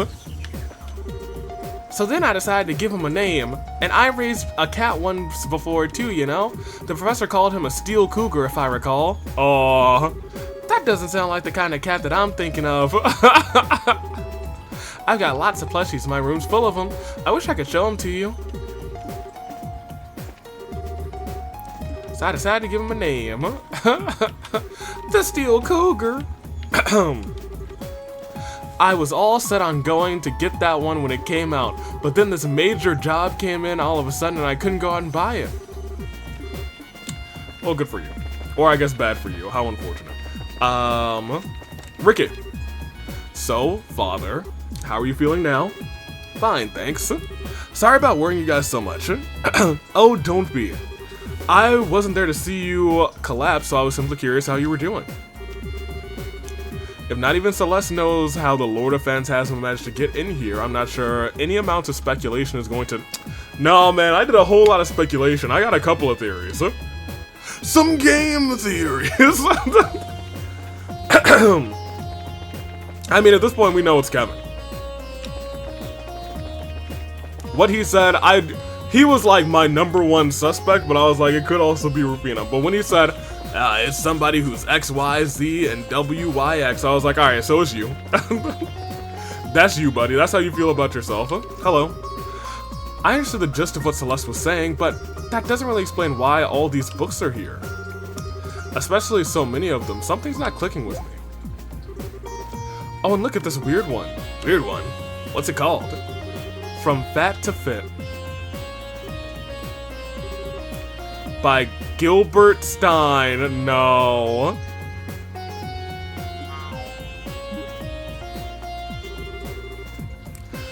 These bookcases are really weird.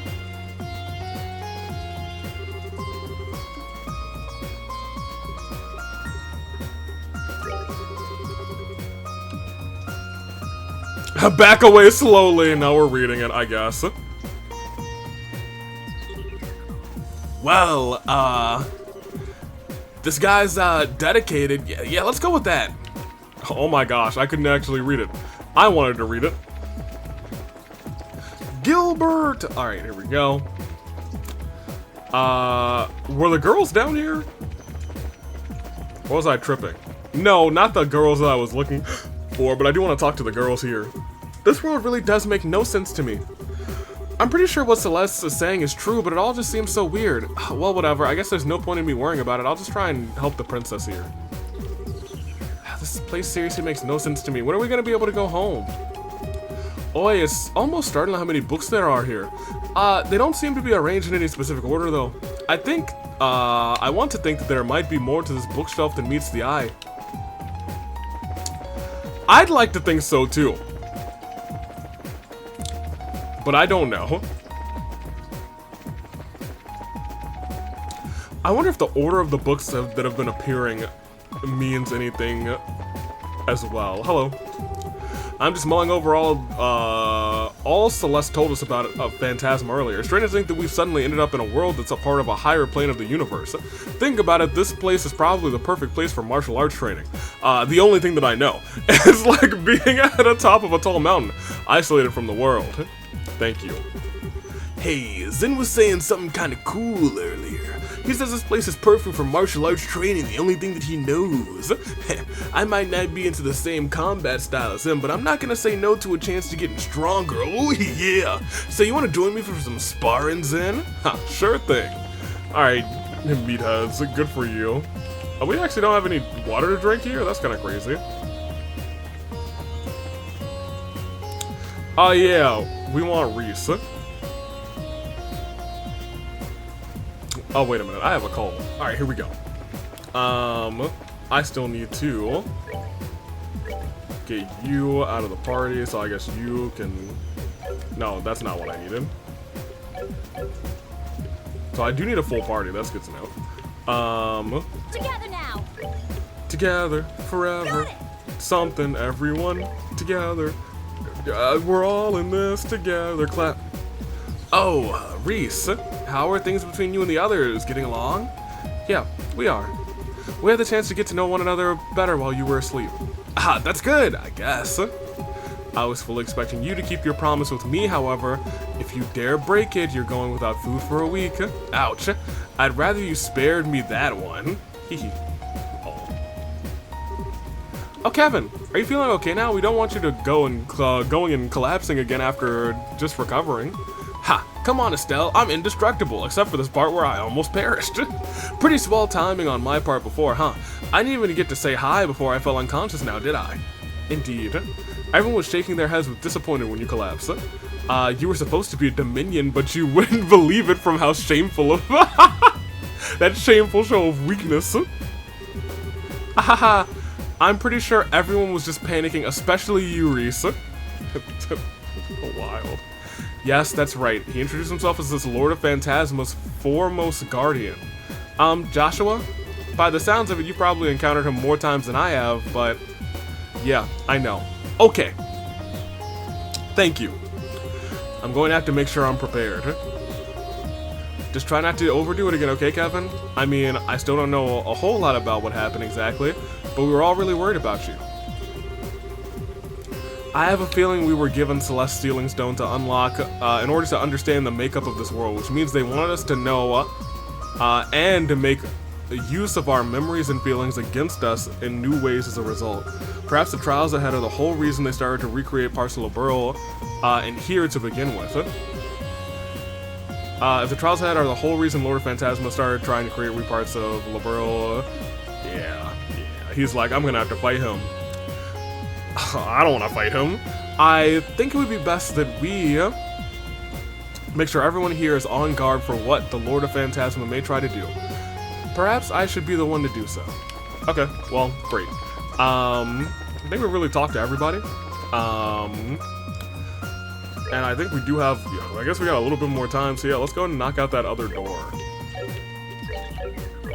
Ollie, where are you? Ollie, Oxenfree, and... You know, let's just, it's guys' night. Boys, we are the boys in motion. We give you our devotion. Boys, we are the boys in motion. We give you our devotion. Great.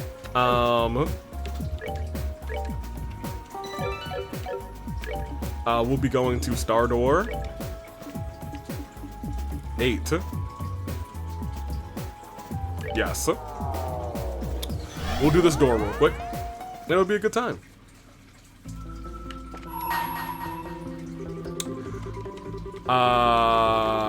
Was this a fight? Because I'm not trying to brawl right now with their weapons and stuff.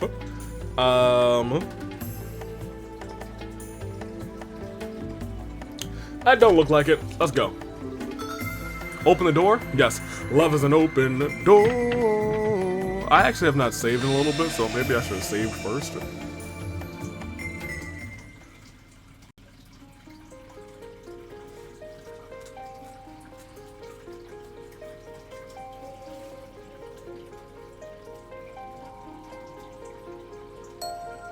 Boys, I shall grant you a memory fragment and my blessing. Oh man. Okay, let's do it. 1 month after the collapse of the Liberl Arc. Okay. The banquet to celebrate the crises of fate, successful resolution was over, with Estelle and her friends having largely left the capital to go elsewhere. One of them, however, Prince Olivier Arnor, sat rather comfortably in the ambassador's office in Grand Soul's Erebonian embassy, his work in the country not quite settled. I can't believe that you... I mean, my deepest apologies for not noticing that you were His Highness Prince Olivier's sooner. Prince Oliverte. Oh, I'm not surprised you never realized I may be a prince, but my mother was a commoner. What point is there in bothering to remember my face? It's not as though I often showed myself in the palace or attended high society gatherings. Knowing me certainly isn't going to help you in moving up the ranks, my friend. Haha, yes, there's no need to be so humble, Your Highness. Besides, I'm actually rather grateful to you, Ambassador. You gave me all kinds of useful advice during my stay here at the embassy that I'm sure will be to my benefit in the future. Well-meant words such as act as like a man of the Empire for once in your life and stop idling here, go home and try doing some damned work. Your Highness, I Your Highness, I think you've tormented him enough for one day. The ambassador behaved in some way in the same way any other sane man would in his position. If anything, I'd say he has every right to be angry at us for keeping the truth from him for so long. But Mueller, I suppose you're right. I'll spare him any more teasing for now. I actually wasn't joking about being grateful to you, though. You truly have done admirable work here over the past month. I have. Acting as a pipeline with the Empire, checking the safety of Ereborian residents in Liberl, helping the international liner service to resume, and those are only the tip of the iceberg. You've done so much more. You have my deepest thanks as a prince of the Empire. I am not worthy of such praise, Your Highness. You, however, deserve the utmost for braving the danger you did flying up to that Liberl Ark. All of what happened seems to have been caused quite the commotion in our homeland. So, people see him. I'm actually, now that this game I do think is a nice base, because we do, I believe, get to go to Calvard. I know that there's an arc there. I think there's an Erebonian arc, and there's probably the other arc. You know, the other one. The one that's in between Calvard and Erebonia, right? What's that called again? Whatever. Crossbell! I see it. That's me, you guys. I forget about what the name is, and I'm like, someone will remind me, or my brain will think of it in about 20 seconds. So the people seem to be rather delighted, relieved, rather now that they know that the danger is past. It's all thanks to your courage that they are able to rest easy. Oh, there's no point in flattering me, Ambassador. I just did what I could, nothing more, nothing less. And I could have done nothing alone. I couldn't have done anything alone. All I was able to accomplish was thanks to the help of those around me. I'm fairly removed from the stereotypes of Erebonians as stern, strong, self-sufficient, if I do say so myself, rather. Ha! As rude as it may be to agree, perhaps you're correct. And yet I believe your willingness to be flexible most definitely helped rather than hindered you here. I believe you are exactly what the Empire is going to need in the future. Regardless of how I may feel about His Excellency's, the Chancellor's approach, Ambassador. Well, this is a surprise. I was under the impression that you supported the Chancellor. Then again, you are a noble. Does that lead you to oppose the reformist policies, perhaps? I may be a noble on paper, but I'm only a baron. All in all, I generally fall in favor of his reformist policies. Be that as it may, while this may be just a result of being in Liberl for so long and being influenced by the ways of its people, I do sometimes finding myself becoming frightened by his hardline approach. I can't help but wonder what direction he's trying to take our old nation. Interesting. This is a fascinating discussion. Because I didn't expect all of this from the Ambassador. Your Highness? Oh, I was just thinking I'm quite glad to have taken the chance to engage in such fruitful talks with you before departing the country. I pray you will continue doing all you can to ensure the peace of Liberl and its surrounding nations while I'm gone. Preferably in cooperation with Ambassador Concranch. Yes, let's not forget her, I suppose. Still, it's true that the non-aggression pact was signed. There are still some problems in regards to the Crossbell problem. And given that it was Liberl who proposed said pact, that makes my role in future negotiations very important indeed. I presume that is what you're trying to say? Ha, you're a sharp one, my good man, excellent. Now I can return to the capital with my mind at ease. Leave everything to me, Your Highness. I will be looking forward to hearing what you achieve back in our homeland. That was a good dialogue with him. Admittedly kind of unexpected. This is truly a country like none other. I never thought the day would come when I would hear things like that from a noble of the Empire. Exactly. Because we've had dealings with him. Didn't he, like, lose something from Phantom Thief B or something? And he gave us, like, this dumb, like, emblem as a reward or something? Whatever. Indeed, apparently he's somewhat less of an obstinate man than I thought he was. Perhaps this nation's very air has the power to genuinely change people. It seems it has an effect on you as well. I feel like I'm seeing a lot more smiles from you these days than I used to. I loathe to admit it, but that may well be true. I still find myself wishing that you would learn from Liberlian's dignity and sense of restraint, however. Those two qualities you don't possess in any measure. In fact, you have far too much of their opposites. You say that, but these qualities are the only weapons that I have. I don't have much that will allow me to compete against the Chancellor. I need to use what little happens to be tucked in my corner as best I can. Have there been any changes to our plans? None. We should be able to proceed as arranged. 3 days ago, the Chancellor left the capital on a tour of Eastern Erebonia. Tomorrow, this was a month after the Liberal Arc's collapse.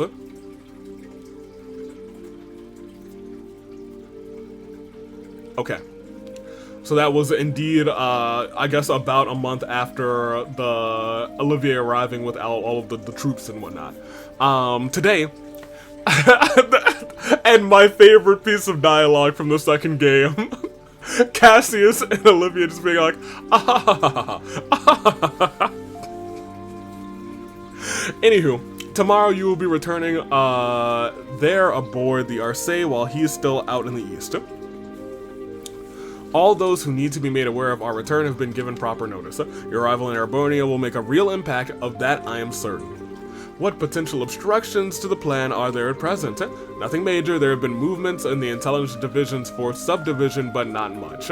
There's a chance that everyone is being cautious because the Arcee is involved, but I'd put greater odds on the idea that everyone is just treating this as a pompous performance by you and not taking it seriously. Well, they'd be right to, it is. I have no choice but to start here, even if it means I have to use Liberl. And if I'm going to put on a show, why not put on the finest one the skies have ever seen? I suppose I can't argue that.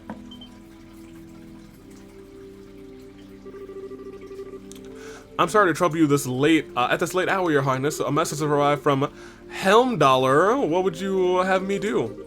Really? All right, come in. Pardon me.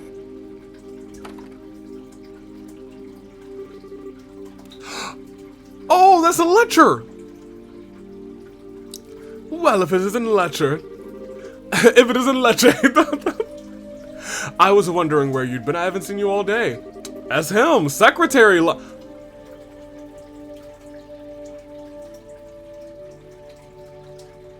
Oh!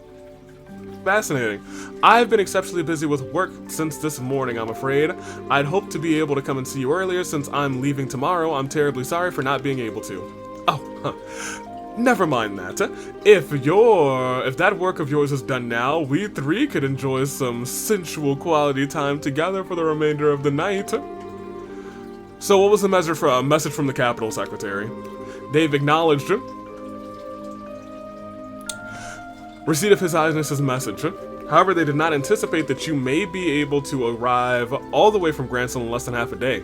As such, they're currently in a major panic trying to ensure that everything's ready for the ceremony tomorrow. That doesn't come as a surprise. There's nothing like the Arcee when it comes to speed at home. Oh, how cruel you both are for so deftly ignoring my proposal. Although it sounds as though the stage will be set in time, now I need to decide on an outfit that will leave everyone's jaws on the floor to sweeten my arrival. Perhaps a glistening coat and white loincloth will do the trick. Maybe Olivier should have been in the rumble. Haha, that'd make a grand impact, alright. I almost wish I could go along and see it myself. Please don't encourage him. You show remarkable promise for someone so young. What do you say to coming back on the Arcee with me? I'd welcome your company. Your work in Liberl is just about done here, isn't it? Your offer is certainly tempting, but I'm afraid I have another job to take care of soon. The thought is appreciated, though, of course. Really, that is a shame. Good luck with that next job of yours. Well, thank you. Well, if you'll excuse me. Step two, my name is Letcher. Goodbye, Letcher. So, that is second secretary, Letcher Arundel. Is it safe to assume that he's one of the chancellors? Almost definitely, yes. He came through the Hacking Gate on foot, took up his new position at the embassy a month ago. Interesting. And right around the same time we headed to the Liberal Ark aboard the Arcee at that. One of the Chancellors. There's no way that could possibly be coincidence. No, it couldn't. Oh, and you know what? That's why they didn't talk about anything like serious and why he went immediately back to Olivier, sensual experience mode. The most likely possibility seems to be that he's a part of the ID. Are you sure he's not, are you sure not doing anything regarding him all this time was a good idea? Oh, absolutely, we need some way to find out what the Chancellor was up to after all. We'll probably get some kind of reaction from the Chancellor through his reports at some point. Probably in about 2 weeks when the Chancellor's tour is finished. You'd planned that far ahead all along, had you? Well, in that case, I'll be sure that we're ready. I'll be counting on you, love. Oh. Something the matter? No, not really. It's just the moon has come out. And what a beautiful full moon it is. Trails in the moon. It's strange to think that this will be the last time we see the moon from here. Truth be told, I'm going to miss it. Well, it looks like a smile. It looks like putting a smile on your face a little more often isn't the only thing Liberal's done for you. It's opened up your eyes to life's natural beauty as well. But in all seriousness, we'll have to do all we can rather to be able to come back and see it again one day. While we're both still alive. Indeed. I'm very curious as to where Olivier goes in this series, because certainly this is clearly not the last time we're going to see Olivier. I assume he's going to be a relatively major player in whatever arc involves Erebonia, or probably whatever arc involves Crossbell, to be honest. Also, stop.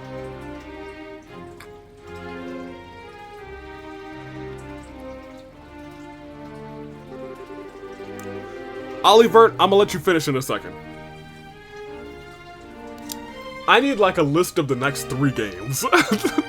Because the Steam Winter Sale is about to come on, and I have no problem buying these games at full price, but I know I can get the next, like, couple on the low. So, Jessica, this one's for you. Which, like, tell me the next 3 in this series, because I think it's mentioned before. But when you write it down, I'm just gonna wish list the next 3. I think it is... I think Zero is one of them, and I think, like, Azure is one of them, and I think there's Azure, and there's something else. And another one. Just let me know what the next 3 are, and then we'll be cooking. Or anybody, to be honest, let me know.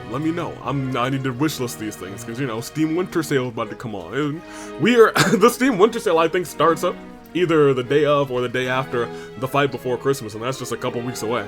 I humbly thank you both for your generous hospitality during my stay in your fine kingdom. You were even gracious enough to humor my brazen request of escorting me back to Helmdollar aboard the Arcee.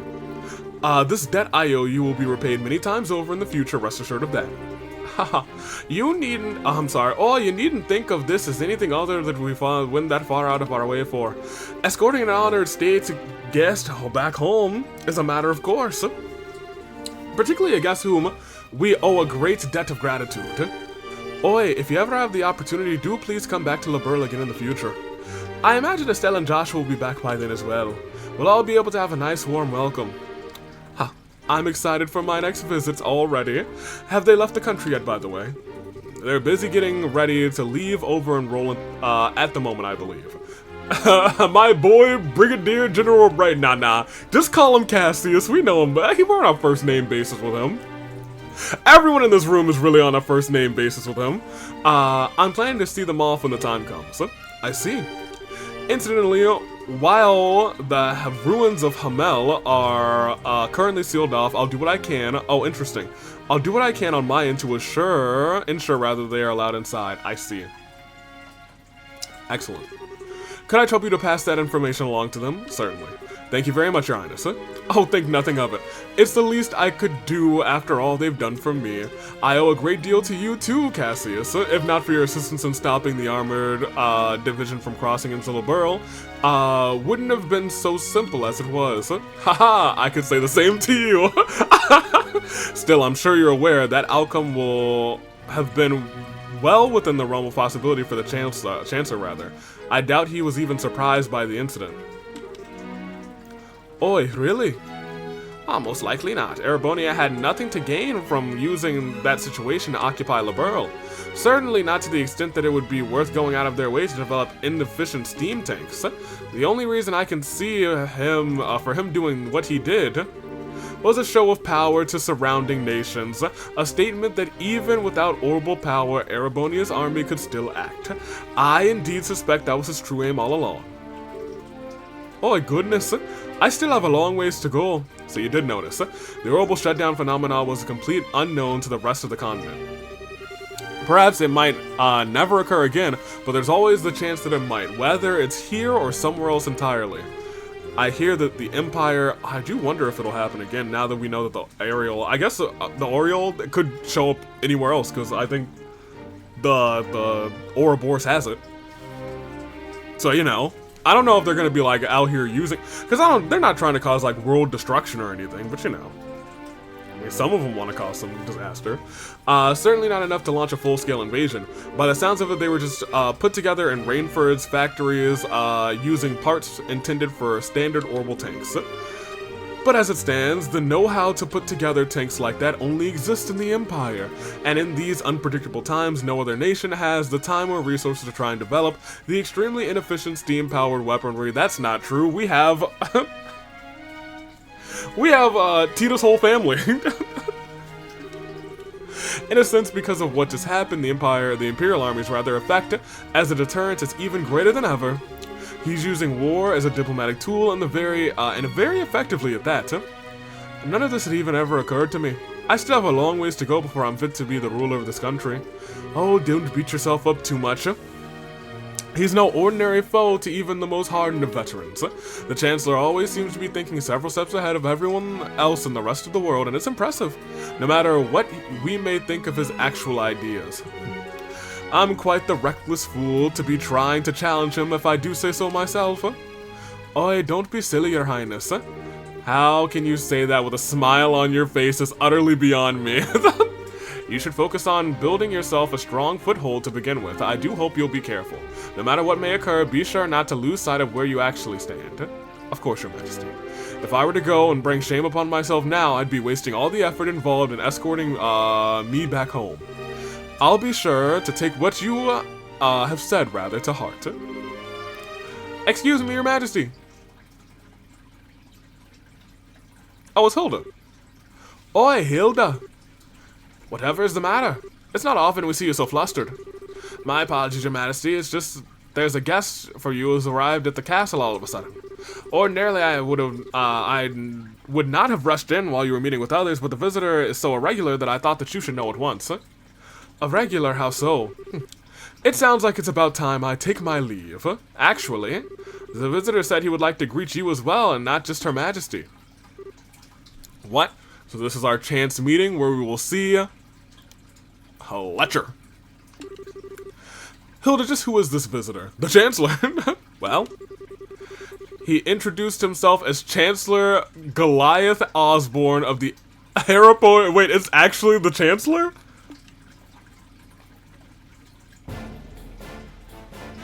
Huh. Oh my gosh. Oh my gosh, he looks wild. Ah, it's an honor to be granted a personal audience. I am Goliath Osborne, representative of the Imperial government. My apologies for the abrupt intrusion. So you are Chancellor Osborne? Oh, wait a minute. Is that Ledger? And it's a pleasure to see you again, Your Highness. It's been a year since we last met, has it not? I hope those passing months have seen you well. Yes, a year sounds about right. Still, while I hope you'll forgive me for asking, just what did prompt someone of your stature rather, to appear at the castle without warning? I'd very much like to hear your side of the story. My apologies, Your Highness. You see, these past few days I've been touring the eastern Erebonia on routine inspections.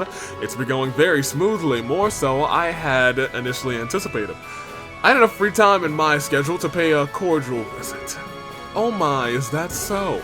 Naturally, I would have preferred to come here while the crisis was still unfolding like you yourself did, Your Highness. Unfortunately, the confusion in the southern Erebonia was simply too pressing a matter, and I had no choice but to deal with that first. And we are under the assumption that this Chancellor as well has some sort of dealings. Well, I'm under the assumption that this Chancellor has had some sort of dealings with Ouroboros. Not that, because I was gonna say, I'm sure that's been uncovered more so in the future, but not right now. This was the first chance that presented itself to come here and meet directly with Her Majesty, so I acted with the utmost expediency. I didn't even know expediency was a word. Whatever. I hope you'll forgive my lack of proper decorum in failing to give advance notice of my arrival. That does make sense, at least. Regardless, please don't concern yourself with me. No doubt you wish to offer your greetings to Her Majesty. Thanks, Your Highness.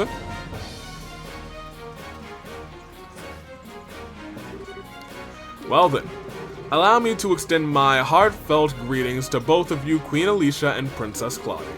It's abundantly clear that the crisis that unfolded here has been quite the ordeal for yourselves and for your nation's people. You have my deepest sympathies for your hardships you have endured, as well as my commendation for bringing the situation under control. I thank you for your kind words, Your Excellency. If anything, we should be apologizing to you for the fact that your southern side of your nation was caught up in what should have been our problem. We should be the ones going to you rather than having you trouble yourself to come all the way to Liberl. I beg you to accept our apologies together with our deepest thanks for coming here today. I would never ask for apologies. He looks like a villain, you guys. I've heard, like, this is a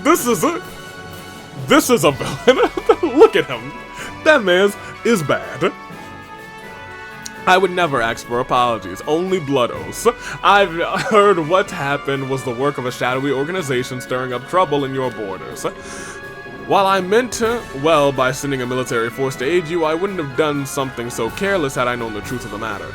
My actions were rash, foolish even, and I was rightfully reprimanded by His Imperial Majesty for them. Oh my. Fortunately, His Highness, the Prince, was able to act with all due haste to put my misstep before even greater harm was done. I owe you a great debt of gratitude for that, Your Highness, and congratulations, besides, for your part in bringing an end to the crisis. Oh, I did nothing out of the ordinary. I had a lot of help from Her Majesty, Her Highness, and Brigadier General Bright here as well. Bright, you say? Oh no. It's a pleasure to meet you, Your Excellency. Step wrong and you will perish. Bright's the name. They call me Mr. Brightside. I am Cassius Bright, a Brigadier General in the Liberlian Royal Army. If you've heard my name, yes, fear me. The pleasure is all mine, I assure you. Your name is rather well known in the Empire.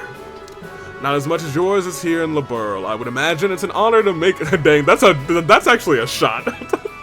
It's an honor to be able to speak with you in person. It's certainly a surprise to be able to, though. Coming here on a whim can't have been easy for a man as busy as yourself. It sounds as though I may have underestimated just how capable you truly are. Not at all. I was greatly impressed to see the Royal Army's effectiveness in dealing with the tumult here. Your forces have proven powerful yet flexible, capable of dealing with emergencies ably and decisively.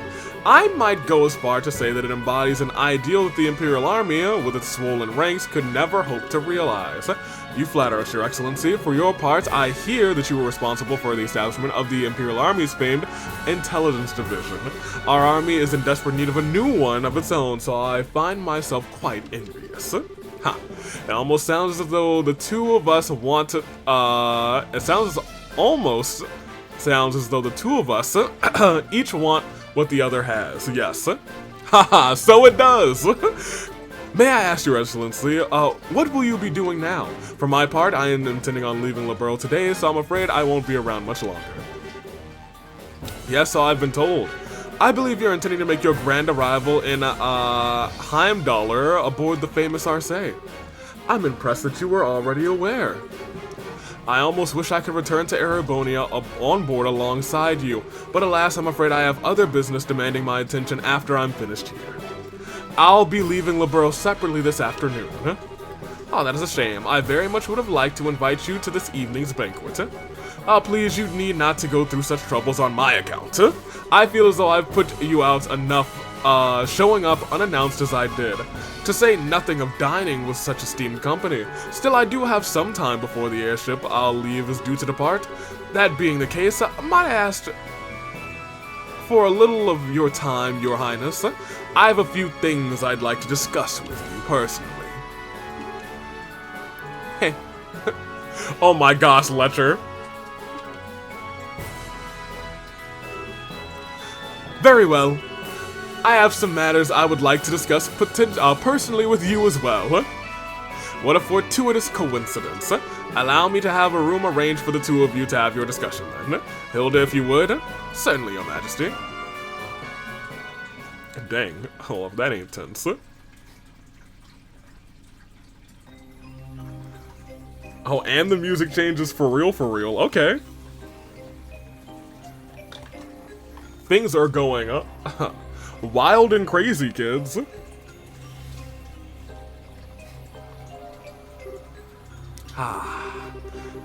It's obvious that Her Majesty is quite the tea fancier if this blend is anything to go by. The fragrance, the temperature, the taste, I'd be hard-pressed to find fault with any of it. I've always been more of a coffee man myself, but I have no doubt that I'd be content with a cup of this in my desk each morning. As much as I agree with you, I don't believe we're here to talk about beverages. So, shall we get straight to the point? What did you want to discuss with me? Haha. I see your sojourn in Liberl has proven most fruitful. Pardon? When we last spoke, you struck me as a bright, flexible young man, and no doubt you still are, but now I see that in you is a resilient inner strength girding those aspects. I'm sure His Majesty will be most delighted with your personal development. Meanwhile, I see that you're the same fearless man I've always known you to be. More so even that the crushing aura about you seems to have only grown with time. It's as if you feed on the resentment of those who live in the territories you annex. Such harsh words, Your Highness. Personally, I prefer the term political unification. Annex can carry such negative connotations, you know. Since the end of the 100 Days War, our army hasn't committed a single act of aggression. All of our unifications have been entirely peaceful. Oh, you're quite right about that. On the surface. Oh. It's amazing how similar the annexation process is every single time it happens. It starts with a small nation or independent state with an array of problems beyond repair, and those problems start to worsen, after which Jaegers and other dangerous elements enter, plunging public order into an all-time low. Desperate for a solution, the local government requests the help of the Imperial Army, and before they know it, they're a part of the Empire. Well, it's not as though I can deny what you're saying. Each instance does share certain commonalities. Still, it's to be expected, an inevitable consequence of age, of unchecked growth and progress in which we live. The Imperial Army is simply acting in the Empire's best interest, helping to stabilize our neighbors for the good of the Empire. And it's understandable that they would. I do find myself rather curious why the ID members are going to such nations with such peculiar frequency. Well, before the problems I described worsen, no less. Yo. Light a fire under them. I won't press as to where you came by such information, as curious as I am.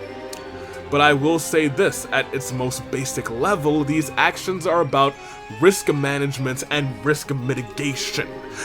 It's because we've been acting to minimize a risk beforehand that the army has been able to successfully quell each problem in turn, with the small price of earning the disdain of the people in those nations and an increased risk of terrorism in exchange. To tell you the truth, I'm rather astounded that you had the courage to come here to Liberl all on your own to begin with.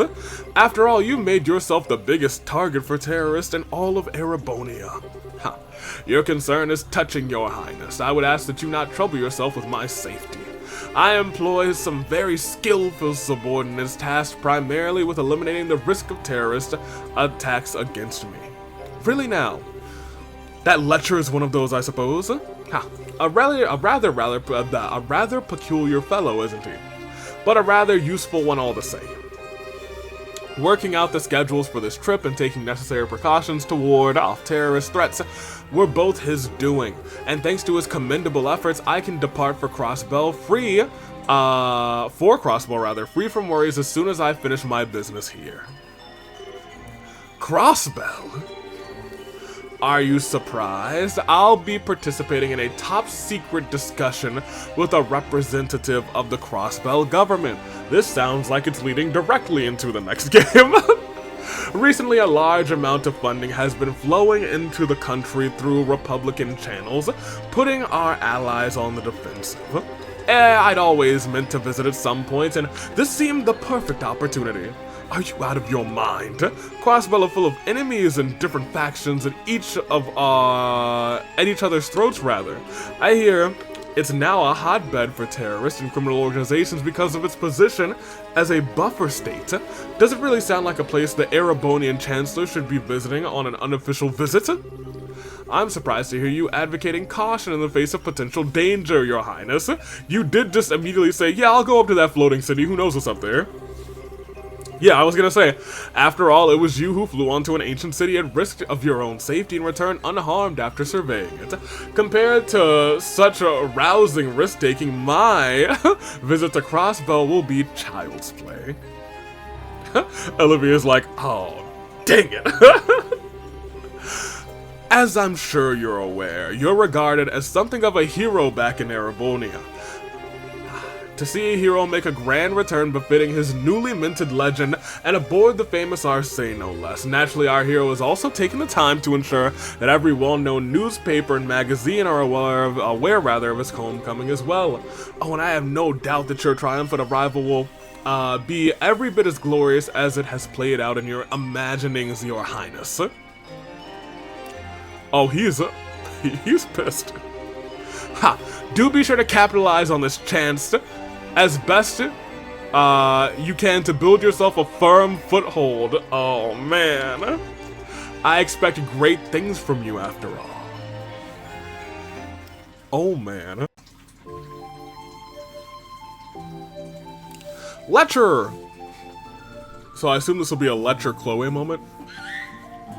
Yep. There's Sig.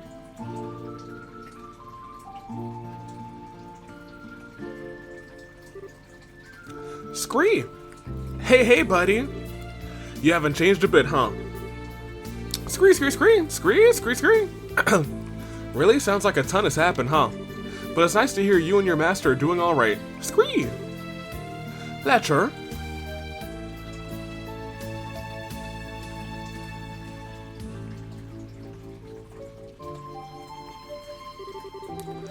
Well, good day to you, Your Highness. I pray I'm not causing any trouble by taking a tour of the castle like this. The view from this terrace is certainly beautiful, isn't it? Oi, what happened to you, Letcher? How did you end up working for the Chancellor Osborne? I'm sorry, I haven't the faintest idea what you mean. Are you perchance mistaking me for someone else? Your name is Letcher Arundel. You were a student at the Student Council President at Genis Royal Academy, which you attended before leaving suddenly 2 years ago. No, I'm not mistaking you for someone else. But that's where you're wrong, because my name is actually Lech, Terra, I'm gonna scream, let Terra Arundel. I can certainly see how our names could become mixed up, however, they certainly are scarily close. Still, now you know, please call me Lech. Oh, don't joke around, don't try and joke around with me, Lecher. Do you have any idea how worried all of us were when you disappeared without a word? You submitted your notice to leave the academy and were never seen again. Even the otherwise calm Leo let out a cry of anger when he found out. And all Lucy could do was give a sad smile and say, this is just like him, the whole time tears in her eyes. Jill and Hans were heartbroken, and so was I. And yet after all that, after all this time, you finally show yourself, knowing full well that I'm here and this is how you act, pretending you're someone else. Yeah, okay, first of all, Chloe, I want to take a step back. You were also pretending to be someone else. Ha. Lecher! Sorry, no need for the scary glare. You're still taking things way too seriously. Looks like it'll take a little more than stepping up as the crown princess to change that part of you. Oh. But you know, seeing you makes me feel kind of relieved. I always figured that if someone like you became a crown princess, you'd have virtually no freedom to do anything other than work. But from all that's reached my ears, it sounds like you're actually doing all right for yourself. You even made some great new friends after I left the academy, didn't you? Nice. Yes, I also boarded that scary ancient city. I don't know why they let me do that. Nonetheless, it's all thanks to you that I was able to change it all. You're the one who gave me the first push in the right direction. I never got the chance to thank you properly after you left. But all this time, I've always been grateful to you. Well, consider me honored. I'm surprised they didn't force me to have Chloe come to this door as well.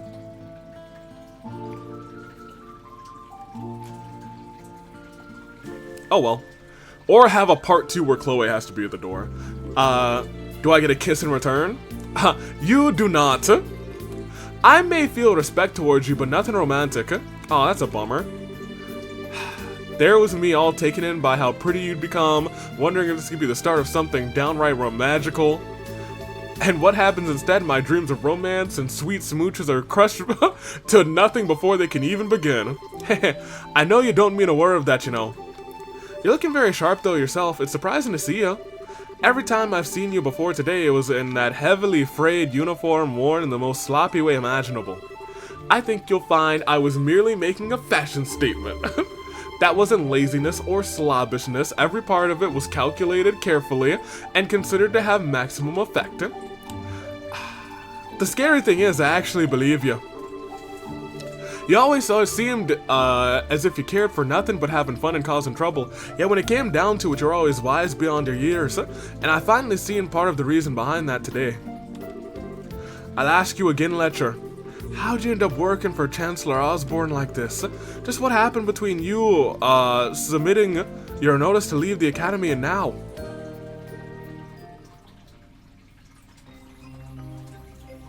And now we're back here. Do we now?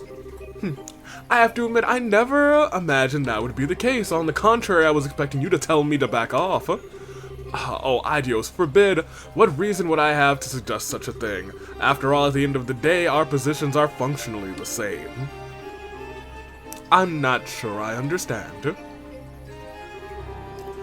Do you not think so? Personally, I find it difficult to believe that you would not harbor some hatred towards Erebonia as it is today. A grand empire clinging to the glories of a bygone era, ruled by nobility and shackled by meaningless conventions. Am I wrong? People call me the Blood and Iron Chancellor, as though I hold the whole of Erebonia in the palm of my hand. But in reality, my position is far more tenuous. I have supporters and allies in the capital, certainly. But outside its walls, the nobility holds far more sway than any of them.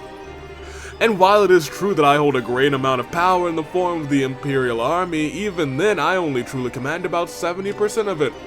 The remainder is loyal to the nobility, who maintain their own private armies. With those factored in, my advantage shrinks substantially. So you see, I'm still very much in the midst of a battle to truly exert control. which is why you're building railways all over the country to expand your area of influence, and you begin annexing new territory to that same end. As I've thought, you clearly understand me better than anyone else. That is why I'll say this once again. Work with me, Your Highness. With your support, our nation will be able to bring real reform faster than ever. The noble faction, the bloated centuries of decadence, can be stopped before they even have the chance to unify it against us. Surely that's what you desire more than anything. Let me ask a simple question, Chancellor. What connection do you have with Ouroboros? So there we go! Thank you! Alright, so this isn't a next game thing, this is a right now thing. I'm afraid I'm not quite sure what you're asking. I will say this, however, I am a firm believer in using every resource at my disposal in the name of achieving freedom. Okay, well that's as much as a confirmation as I guess you can give. That's the way I believe in handling politics. I see. Well, it certainly does seem as though we would see eye to eye in many ways. And that's all the more reason why I'm afraid I must refuse your offer. Is that so? Yes, I find it very difficult to like the rotten noble faction that exists in the Empire, or perhaps you're right that hate is more the appropriate word. But my feelings of fear towards your method are far greater than my feelings of hatred towards the nobles. Tell him, Olivier. Tell him, look, that's an evil man smile right there. What you seem to be doing is trying to compel Erebonians to have a delusional utopia to whip them into enthusiastic frenzy. No doubt, by successfully convincing people, the old guard will fall into the metaphorical firestorm you've created, and yet by then the gears will have already begun turning. There will already be no satisfying a rused populace with a thirst for revolution. The storm will just keep growing larger and more ravenous, engulfing anything and everything in its wake. You know this, don't you, Chancellor? But of course. After all, that's what I intend to happen. It's first stage of my reforms.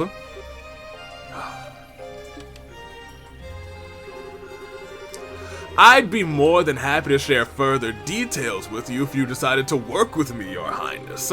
In the meantime, I wish you well in strengthening your foothold back in the Empire. Of course, if it's your intention, you'll find it a necessity to work with those nobles you so despise. You truly do see through everything, don't you? Well, that sounds like the noon bell. The airship should be arriving shortly.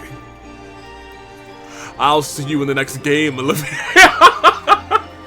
Which means it's time for me to take my leave, I'm afraid. I look forward to seeing you again in the capital in 2 weeks' time.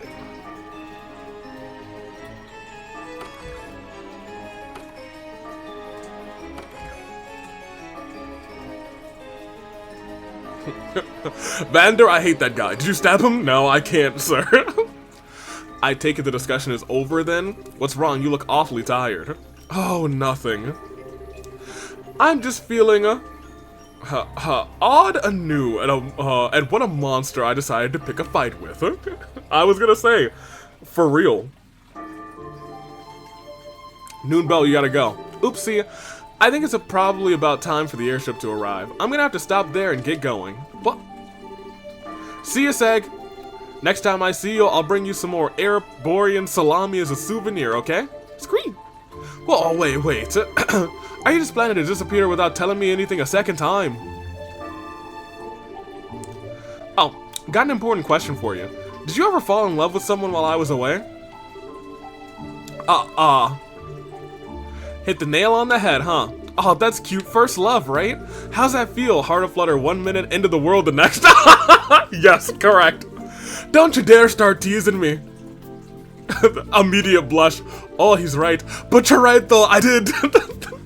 He's so cute. He rejected me in this very spot not that long ago. I love the both of them, actually. I love this. Wait, You're joking, right? There's a coincidence I did not see coming. I'm not so sure about that. It feels like you know everything sometimes. I'm not some kind of all-knowing, all-seeing divinity. That's what makes the world so interesting to me.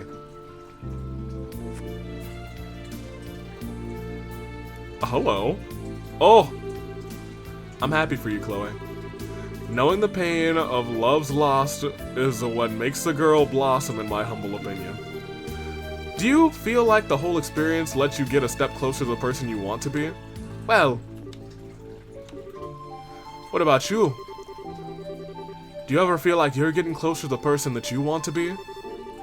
By being at the Chancellor's side? Ooh, dang. Kinda hard to do that when I don't have a person I want to be to begin with. I'm just sticking with them because it feels like it'll be fun. That's all. I've been doing it since before I joined the academy, in fact. Oh, you have? That prince is probably proving rather surprisingly capable, but he still isn't a match for the Chancellor. Tell him to watch his back, alright? So he doesn't get swallowed up by that monster after he gets tired of dancing. Goodbye. Oh boy. Goodbye, Letcher. I'm crushing all over again. I should have just given him a kiss. He gave me head pats. Oh man. Thank you all for waiting. I find it fascinating that all of this is optional optional content. You don't have to do these doors, and I think that's crazy. The Calabria International Airliner bound for the Principality of Romaferia will be departing momentarily. Please mind your footing when boarding. Alright, so I guess we get one quick conversation with these two, which is excellent. Or maybe not? Yes, we do. Okay, great.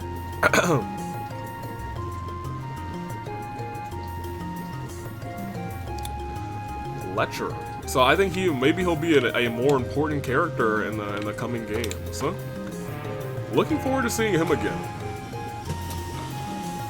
Very clearly, he has some sort of dark backstory that we don't know yet. Because every character who's too cool for school and doesn't tell us anything about themselves has some sort of terrible backstory. Kevin. Oh, okay. I was gonna say, it looks like Chloe's wearing like her usual attire. Oi, so that was the Blood and Iron Chancellor. I can't believe he actually went out of his way to use a civilian airship when he probably has a private one of his own. I've heard rumors about how out of the ordinary he is, but he lives up to all of them. Ha! He keeps me on my toes, to put it playfully enough. Him aside, thanks for coming all the way to see me off, Shara. I was lucky I happened to have business here at the right time. It feels like this is going to be the last time we get to see each other for a while after all. Rather unfortunate, as my dream is, and always was, to live away my days in the lax of luxury surrounded by women as beautiful as you. Well, good luck with that. Changing the subject, though, who was the young man rather at the Chancellor's side? He didn't strike me as your ordinary guy. Oh, you could tell? Oh, but of course. I'm used to running into people who are out of the ordinary at this point, and we sure fought enough of them. Yeah, I was gonna say Cherish it now. His name is Letcher Arundel. Actually, his name is Lech Arundel, as he told us. He's a secretary. Was sent here by the Imperial government. Apparently, he was the one who planned out all the details of the Chancellor's visit to Liberl. I can't pretend to know much regarding his background, but he's exceptionally skilled in what he does. Oi, actually, I know a little. What? Oh? Is that true? Yes. We went to the academy. He disappeared. Unbelievable. That then, someone contacted the Chancellor. Someone connected to the Chancellor had visited Liberl first. Then he's very likely to have had his own veritable information network established here long before I even came up with the idea. I think it's safe to say, for us to assume that that's the case, so which means it's also safe to assume he knows every detail about all that's happened here since. From the coup d'etat to the crisis regarding the Ariel, all of it. This man gets more unbelievable by the minute. He actually gave me a message to pass on to you earlier too. Watch your back so you don't get swallowed up by that monster when you get tired of dancing. Oh, he sure knows how to sting right where it hurts, doesn't he? I feel like I see a whole new world of pleasure opening up before my eyes. He should know better. Getting outdone at every turn like this is really not my style. Oi, what do you mean? Captain Schwartz, I have a little favor I'd like to ask you when we're in the air. Oh?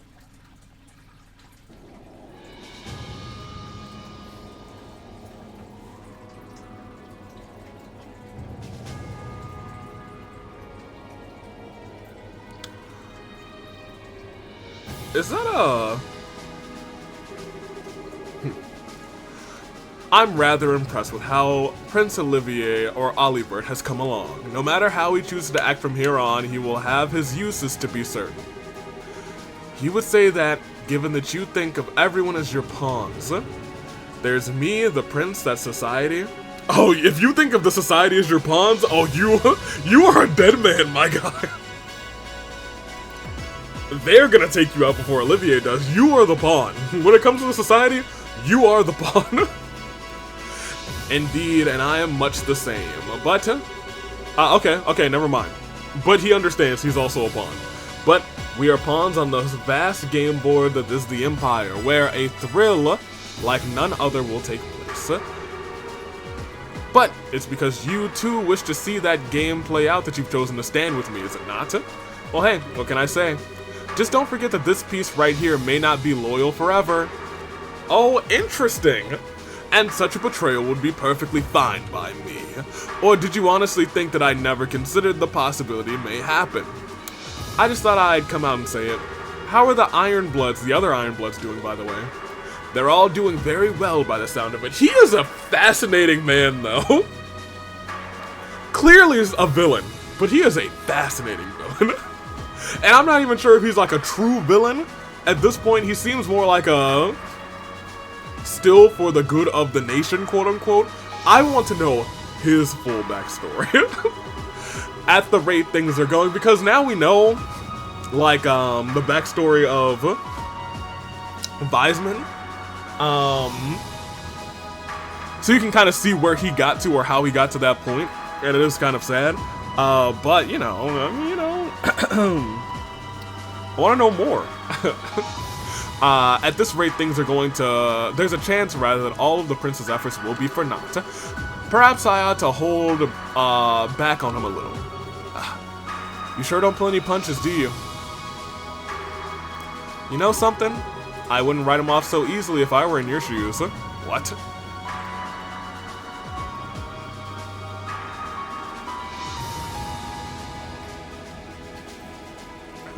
Oh, look at this stare down. You know what I wanted to do? I wanted to just be like... That's what I would have done if I were Olivier. Basically, that's his version of that.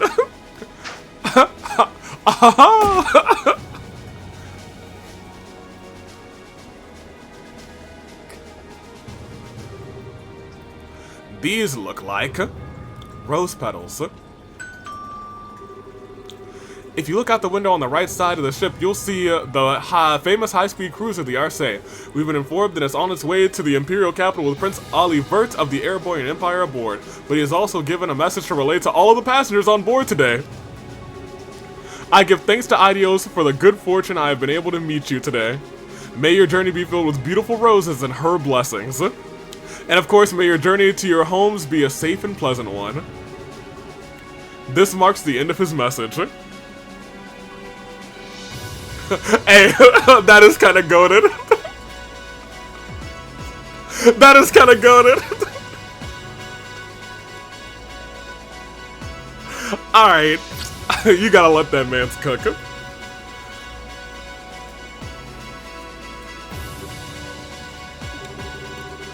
I never thought There was a bigger dumbass in the world than me, and yet here we are! That might be the quote of the game.